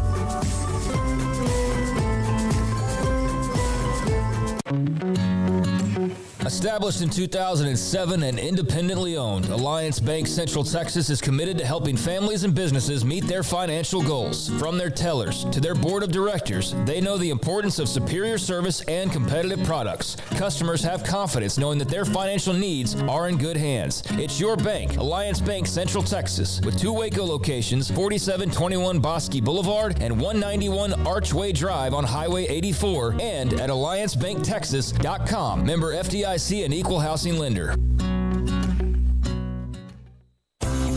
At Ideal MRI, we feel blessed to be a part of the Waco community. We're a small family business right here in Central Texas, and our goal is to bring down the cost of healthcare while maintaining high quality. At times like this, the cost of healthcare has never been more important, and unfortunately, significant illnesses and injuries still occur. That's why Ideal MRI is open and here to serve you through the difficult time. We offer premium MRIs just like a hospital with state-of-the-art technology and specialists, but you'll pay less. Sometimes thousands of dollars less, whether you're using insurance or not. At Ideal MRI, we accept most insurance and there are no hidden costs, even offering financing if that's needed. Everything included in the price, and you'll not get something as a surprise in the mail later on. If you need an MRI, ask your doctor about Ideal MRI. They'll know. You can schedule an appointment safely from home online in minutes at idealmri.com or give us a call, 833-IDEAL-MRI, idealmri.com.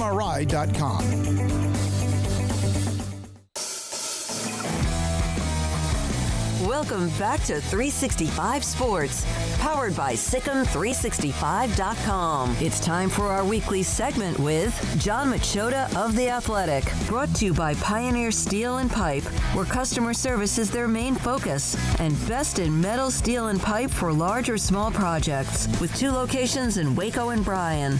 Family owned and operated since 1943. John Machota, theathletic.com, normally with us on Wednesdays, but a scheduling conflict, so he's here with us today, and it's great to have him today. And John, by the way, posted a story ranking the Cowboys 12 position groups from strongest to weakest. And John, thank you for your time, Paul Craig and David Smoak. But I want to talk with this. I was listening, I guess it was 105.3 in Dallas. I was listening to the segment, and a quote or so from Micah Parsons about wanting to get bigger without losing what makes him so great. What is that number from what usually is around, 248 or so, where he can get bigger without losing what makes him great? So he has that number at 255 right now, and I think that, he can get to 255, and I'm sure he's been at 255 at different times, during the off season. The problem is, though, is how is he going to be able to keep that on during the season when he's playing most of the steps defensively, lining up all the different places and being used like he's been used the first 2 seasons, rushing the quarterback a lot of different spots. And so that's the thing, some guys, they have to be on a strict diet to keep weight off, and there's other guys that they have to eat a lot to just keep the weight on. And Micah seems to be a guy like that. CeeDee Lamb is certainly a guy like that. So it's going to be interesting to see how he's able to do that, because I don't think he needs to do it for, let's say, today or this season or next season. But the problem is that at his size right now, I think for him to hold up over the long haul, he probably does have to add some weight. But you can't get too heavy, because then all of a sudden he slows down, and then you're taking away what is arguably his greatest strength. John, in your column on the position groups, tight end and linebacker are listed after special teams, and they don't have a kicker yet. How concerned should Cowboys fans be about those two positions? Yeah, I mean, obviously, whoever they sign a kicker is probably not going to end up being one of the top kickers in the league. But, last year at this time, they didn't have Brett Maher, and really he was never an issue for them all season, including even in that playoff game when he couldn't make an extra point. It never even came close to being an issue because they had won by so much or they were up by so much. So I think that they can get someone that's adequate. And I had them, it's easy. You could easily rank them as the worst position group on the team, but there's just a lot more special teams than just their field goal kicker. And since, John Fossil's taken over the special teams, they've had one of the better special teams units in the league. And so I kind of give him the benefit of the doubt on this. Brian Anger's back at punter. And I would say the biggest thing, though, from doing that positional ranking that stood out to me is just it was tough to rank every position because of the fact that they've done such a good job of filling in holes that there aren't just these real obvious positions. To give you an example, okay, so at the bottom there, you mentioned running back, tight end, special teams. You could easily have them, they're at, 10, 11, 12. You could easily have them at like 5, 6, 7. Whereas a couple years ago, it was clear defensive tackle. It was clear that safety were the two weakest positions on the team. And they filled both of those in, going into the offseason this year. Wide receiver was definitely hurting. Corner was definitely hurting. And they filled those positions so well that now those are two of their strengths on their team. And so doing that exercise really stood out to me how this is a lot more balanced team than any other time since I've covered the team. John, Mickey was on with us earlier in the show. He's on with us a lot of times on Thursdays. But I asked him this question. We saw no more names, not a lot, but a handful of names that have been suspended by the NFL. We know Calvin Ridley was one, and there's been, a couple of others as well this year.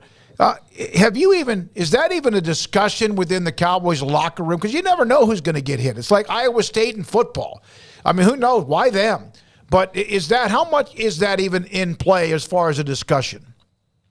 As far as I know, the only thing I have is that Mike McCarthy did say during one of his last media availabilities of minicamp that it is something that has been addressed with the team multiple times. They have people within the organization speak to the team about that. And because at that time, there had already been, you go back to minicamp, that the Jameson Williams suspension with the Lions and some of the other, players that were suspended for that had already been out. And so I think that was a good opportunity to kind of reset and remind guys that, hey, look at the way this policy is. It's real strict. Like, there's not really much gray area. If you get caught doing this stuff, they're not giving little slaps on the wrist. These guys are getting serious suspensions over this, and the NFL is being really serious about this.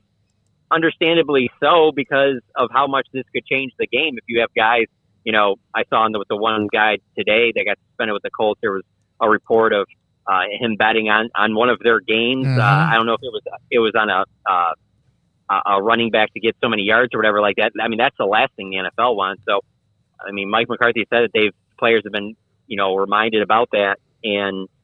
But my biggest thing with that is I find it hard to believe that Lions players, Colts players weren't being reminded about it too, John, do you have some guys that are, they'd be bottom of the roster guys, but people the Cowboys have been waiting to maybe break a little bit or hoping that they would step up into bigger roles, that this is a make or break camp for them?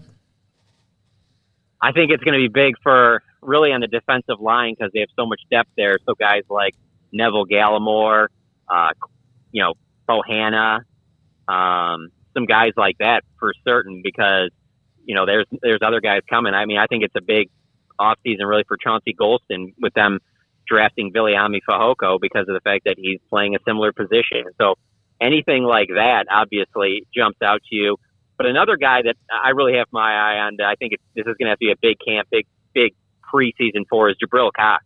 That's a guy they were hoping a lot for and from, and they just, because of the knee injury a couple years ago, he didn't play that well last year. And so if they don't get more from him, you can see DeMarvion Overshown taking his spot and possibly Devin Harper or maybe a guy that, an undrafted guy or somebody else that they add. So those are kind of the spots there. And then obviously on offense, you look at Jalen Tolbert, but he's only going to be in his second year. It's not like they're going to take a third-round pick, and he's not going to make the 53. So at wide receiver, I would say Simi Fehoko is another one. I mean, it's a big year for Simi. It's all there for him because of the fact that he's a bigger type receiver who can fill right into that Noah Brown role. I mean, it's completely there for him for the taking if he can show it. So, yeah, those would probably be the ones that stand out most to me. John, Paul has not mentioned Florida State to you in any phone call lately, has he? He hasn't, no. Yeah, he's been pretty quiet. You know, he was busy, right, the last 3 months? Yes. See, John understands. He gets it. And look, there's nothing to talk about right now. Okay, John, when I told you last week, when Paul left 4.5 weeks ago to get married in Hawaii, you didn't even know that was happening, did you? I did not. No. Okay, all right. So don't act like you and John are like, I know you're Florida State fan, but don't act like you didn't even keep him apprised of it. I mean, I can't just go tell everybody. I mean, it's a lot. Look, the wedding in a different state, a wedding anywhere, it's a lot. Believe me, it's a lot of work. You're about to a lot of days off too. You're about to find this out next year when Jennifer gets married in April of next year. Yay! No, it's going to be a wonderful thing. I can't wait. It's just going to be awesome memories. John, thank you so much. Have a great weekend. Hope you have a great 4th of July. A little bit of a break, although with the Cowboys there is never a break. Absolutely. And on that Florida State thing, this is funny you even mentioned that, because literally last night I just booked my flight and got a ticket, and I'm going to finally go see Florida State play at Florida this year. So, wow. First time going to the Swamp, so I'm looking forward to that. Make sure you get inoculated. It's important.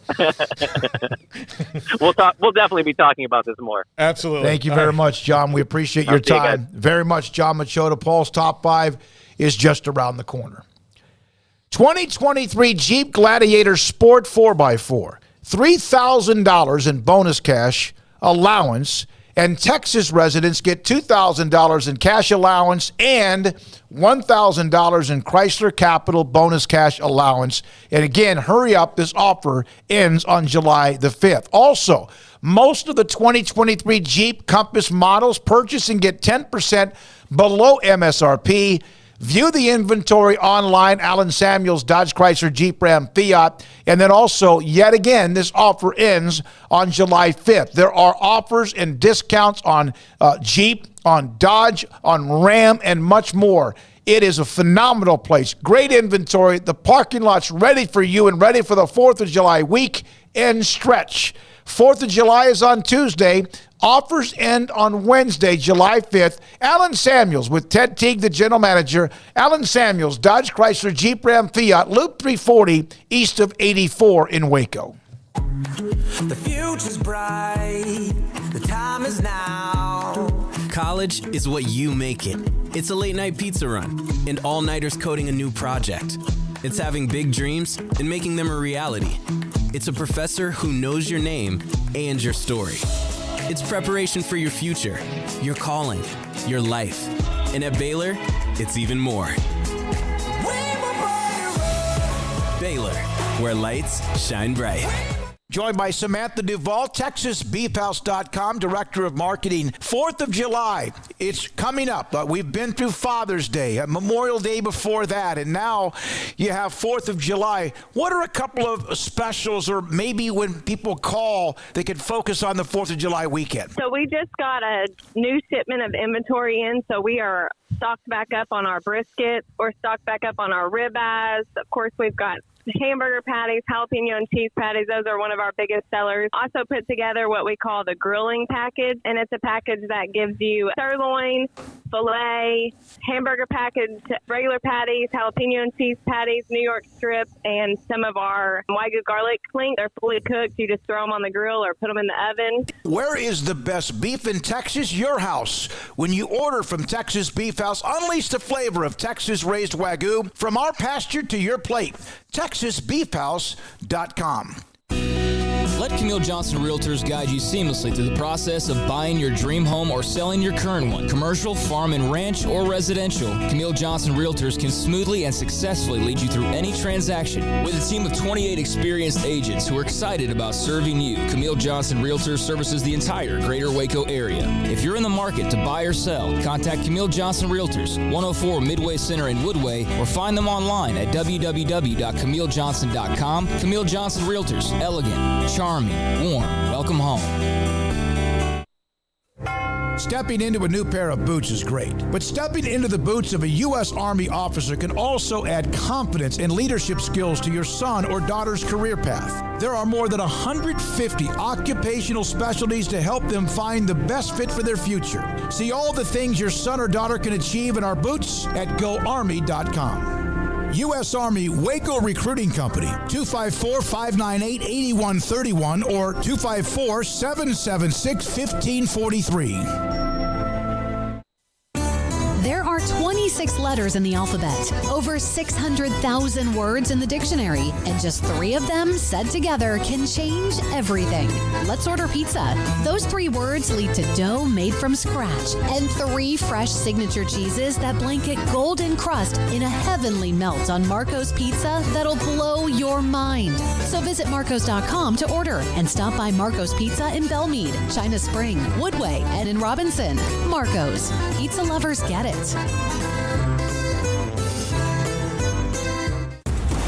Did you know that 1 out of every 4 men have symptomatic low levels of testosterone and don't even know it? And if you think you're too young to worry about it, guess again. Low T levels can make you feel tired and grumpy, raise your cholesterol, and cause weight gain. Petty Clinic Low T can set up same-day blood screening and results. So if you're tired of being tired, call or go online at pettycliniclowt.com. It's a private clinic with an atmosphere catering to men. Affordable, only $165 a month, including lab work, office consultation, testosterone injections, and follow-up visits, compared to $300 or more a month in Dallas or Austin, and you don't have to drive 90 miles one way or the other and fight the traffic. Petty Clinic Low T has board-certified physician consultations and will provide the best form of brand-strength testosterone. Contact Petty Clinic Low T for increased energy, improvement in sexual desire and performance, mood, concentration, even a decrease in body and belly fat. Just off Highway 84 and Old Hewitt Drive in Woodway, pettycliniclowt.com.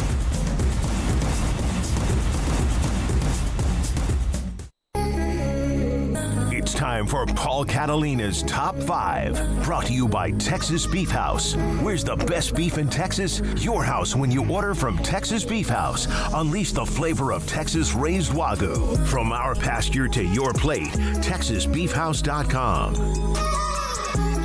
Top 5 old school coaches who'd be killing it in the NIL era. And these are guys who killed it anyway. But as far as right now... Is Bobby Collins on this list? From Georgia? No. No, from SMU? No, he was not. Okay. He was not. I thought that one was a little too on the nose. Hell, he'd be great at it. Yeah. No. I did not. Ron Meyer? Yeah, Ron Meyer. No, Ron wasn't really all that good at it. I think that's the problem. But no, or he was just too reckless with it. But no, these are 5 coaches who, and again, one of these guys kind of falls in that category, so maybe I would, but he's at a bigger school. Number 5, Jackie Sherrill. A&M is... Damn, there's 4 guys ahead of him? Yeah. A&M essentially adopted Jackie Sherrill. They just dusted it off. And their playbook from what he was doing back in the 80s and applied it to now with the even more money that they have and prestige. But Jackie Sherrill, very famously, the Aggies gave Eric Dickerson his Trans Am. So they were... You still didn't get him. Yeah. They were doing, name, image, likeness for any, but I think Jackie Sherrill would be he'd be one of the ones who I don't think would, as the rules change, have said anything, I don't know what we're doing in this era of college football. He would have just kind of run right with it. Yeah. Absolutely. Well, he was running with it before you could run with it. Absolutely. Number 4. You have a response, Craig? No, that's more your era than mine as far as Jackie Sherrill goes. Yeah, so if you want to right. expand, I think you'd be better suited to do it than me. Yeah. A guy who's not in either of our eras, Craig, Darryl Royal, he was already crushing it at Texas anyway, but can you imagine what he could have done with it? Yeah, guys like Darryl Royal, the great Darryl Royal, Bear Bryant, probably Bud Wilkinson, which are all of them very old school. they weren't, again, we don't know about any improprieties. It seemed like all of them did what they did and did it based on the rules of the NCAA. What they did was compile people, players. They would have 140 guys on scholarship. Now, you have that now with not scholarship. They would recruit somebody so they wouldn't play, for example, for somebody they had to play and beat. That's what they did. So you're right. They would handle this very, very well. Like Texas Tech and their 85 scholarship players, and now it's going to be like 25 or so walk-on players. That's basically not that they were paying them, but that's kind of the old school way of, let's have our 85 and let's also take 30 more so we won't play against them. Yeah, they would have, instead of, an NIL guy, they just have an accountant all ready to go. Like, here's the salaries for everybody right here. And we're going to roll that out. They could have done that day one. I don't think UT was ever, I don't think Bud Wilkinson and I don't know Bear Bryant, they never were involved that I know of. This is, again, off the top of my head, has been many, many years in any kind of NCAA violations. And sometimes that has to do with influence as well. When they could get a letter from the NCAA and say, hey, we got this letter. Do you guys know that you sent that to us and not somebody else? And our mistake. I'm gonna bail you out a little bit. I know what you're saying, but what they did was compile numbers and numbers of players on scholarship so nobody else could have them. And look, I will give Texas credit on this. For the most part, there are some pretty glaring times where they haven't, but for the most part, because they are so big, they don't have to really, when it comes to athletic department scandals, sweep things under the rug.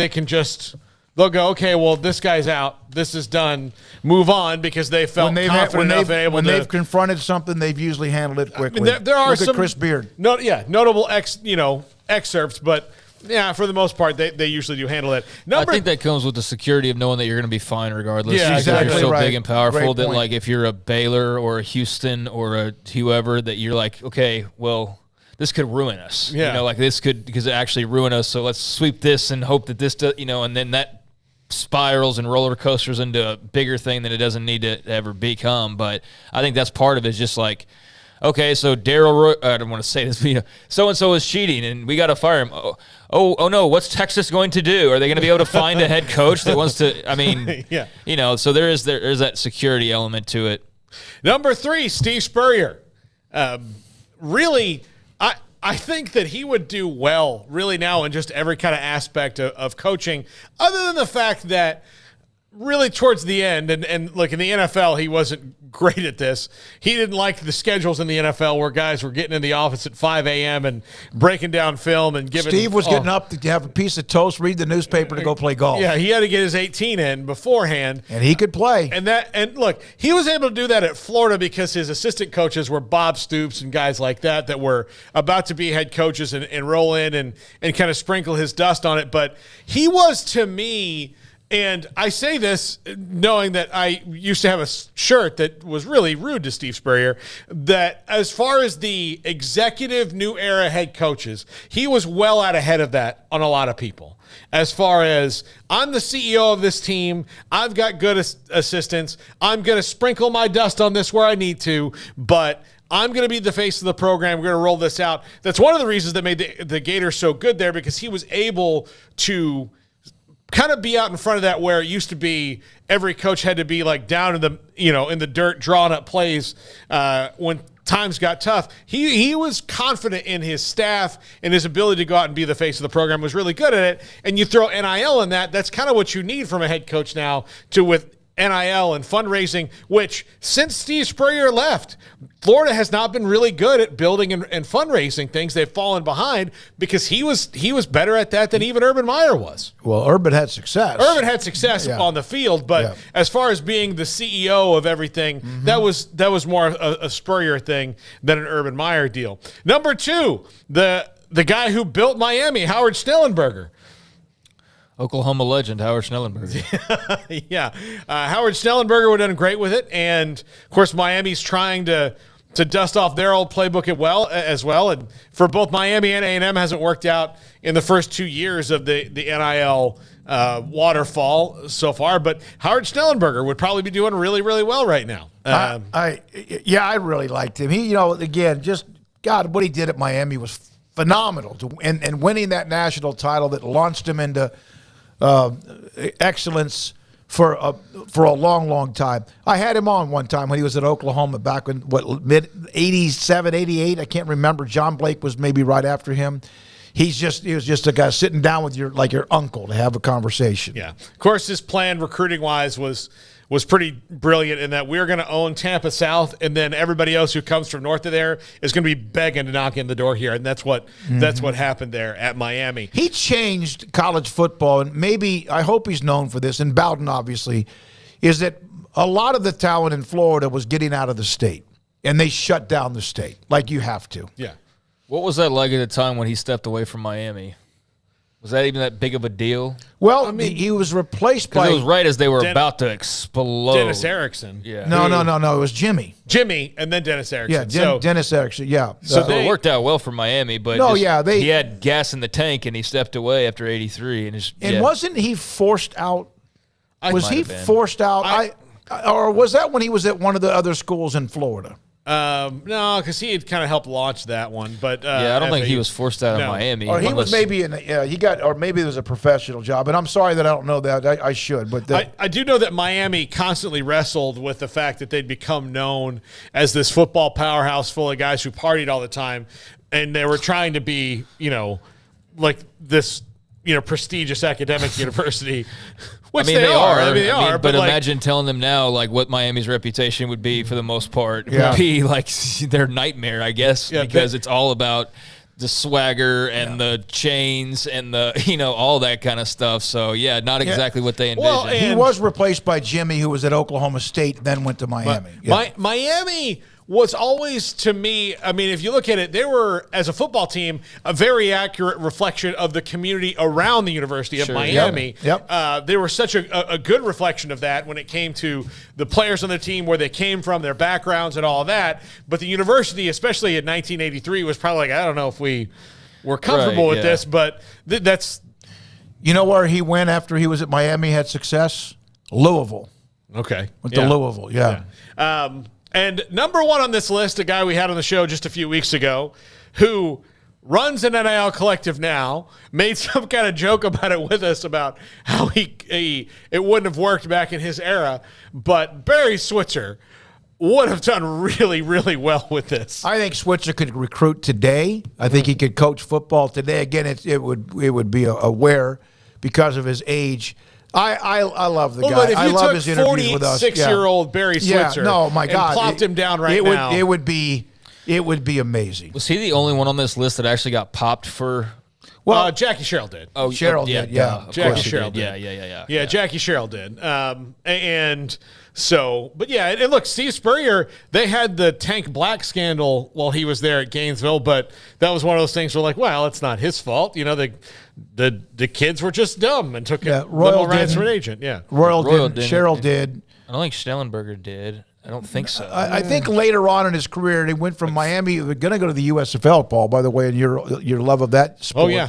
And then ended up, that didn't work out, so he went to Louisville. I think he got into sideways I just somewhere. blanked on Sherrill being on the list already because, that's obvious that he had gotten popped too. But, Switzer, given free reign to basically just do whatever he wants to, would have absolutely crushed it, and would be fascinating to actually see that nowadays. Like somebody like him.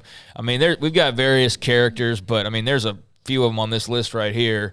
Spurrier, modern day, would be interesting as all hell. Switzer certainly in this landscape would be pretty effective and pretty successful, I would imagine. I think I want to Snellenberger. I don't see anything with that, so I want to make sure I clarify that. I thought it might have been at Florida Atlantic, but it was not. No, I'll tell you this. Going back to Spurrier for just 1 second, I think Jimbo Fisher could learn a lot from the Steve Spurrier school of, backing off the reins a little bit, And look, he won a national title at Florida. Urban Meyer won 2, but he reinvented that university and reinvented the SEC a little bit at that time because he did because what he was doing, and he was the CEO. He was on the early part of their surge. Florida, then Tennessee, of course, won it, and then we know what happened in the 2000s. Yeah, the Big 12 had an opportunity to try and keep hold of that a little bit with Oklahoma winning in 2000. You had Texas in 05, but Oklahoma, they won a couple more during that early part of the stretch and not let LSU,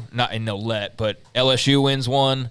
USC had their say as well, but once LSU won that one, and then here came Urban and the Gators, and then eventually Saban, and, you had sprinkling of Auburn in there, and now Georgia here lately. But, yeah, that was the turning point, really, if you look at it, was at early 2000s. That's when it, all kind of flipped, because it was a mix there, late 90s, and then, Oklahoma's title, USC's titles, and then since then, UT's title, and then since then, really, it's been the narrative that we're living with now that is not just a narrative, because it's got 15, 20 years of backing to it at this point of titles. So, yeah, but I'd love to have seen Spurrier, in this day and age, Switzer too. That'd be really fun stuff. Those are some personalities right there. Every one of those has a different personality. We've had Jackie Sherrill, in fact, with us on the show, and, of course, Switzer's fantastic to get.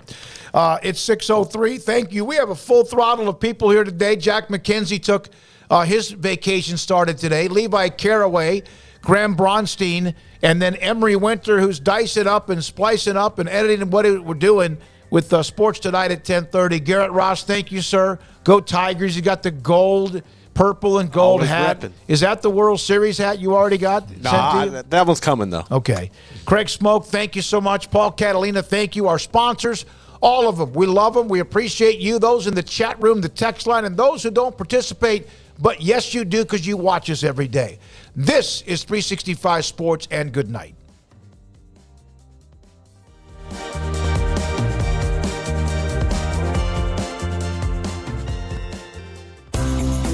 Ideal MRI is a small family business right here in Central Texas. We're open to support you while lowering the cost of healthcare bills.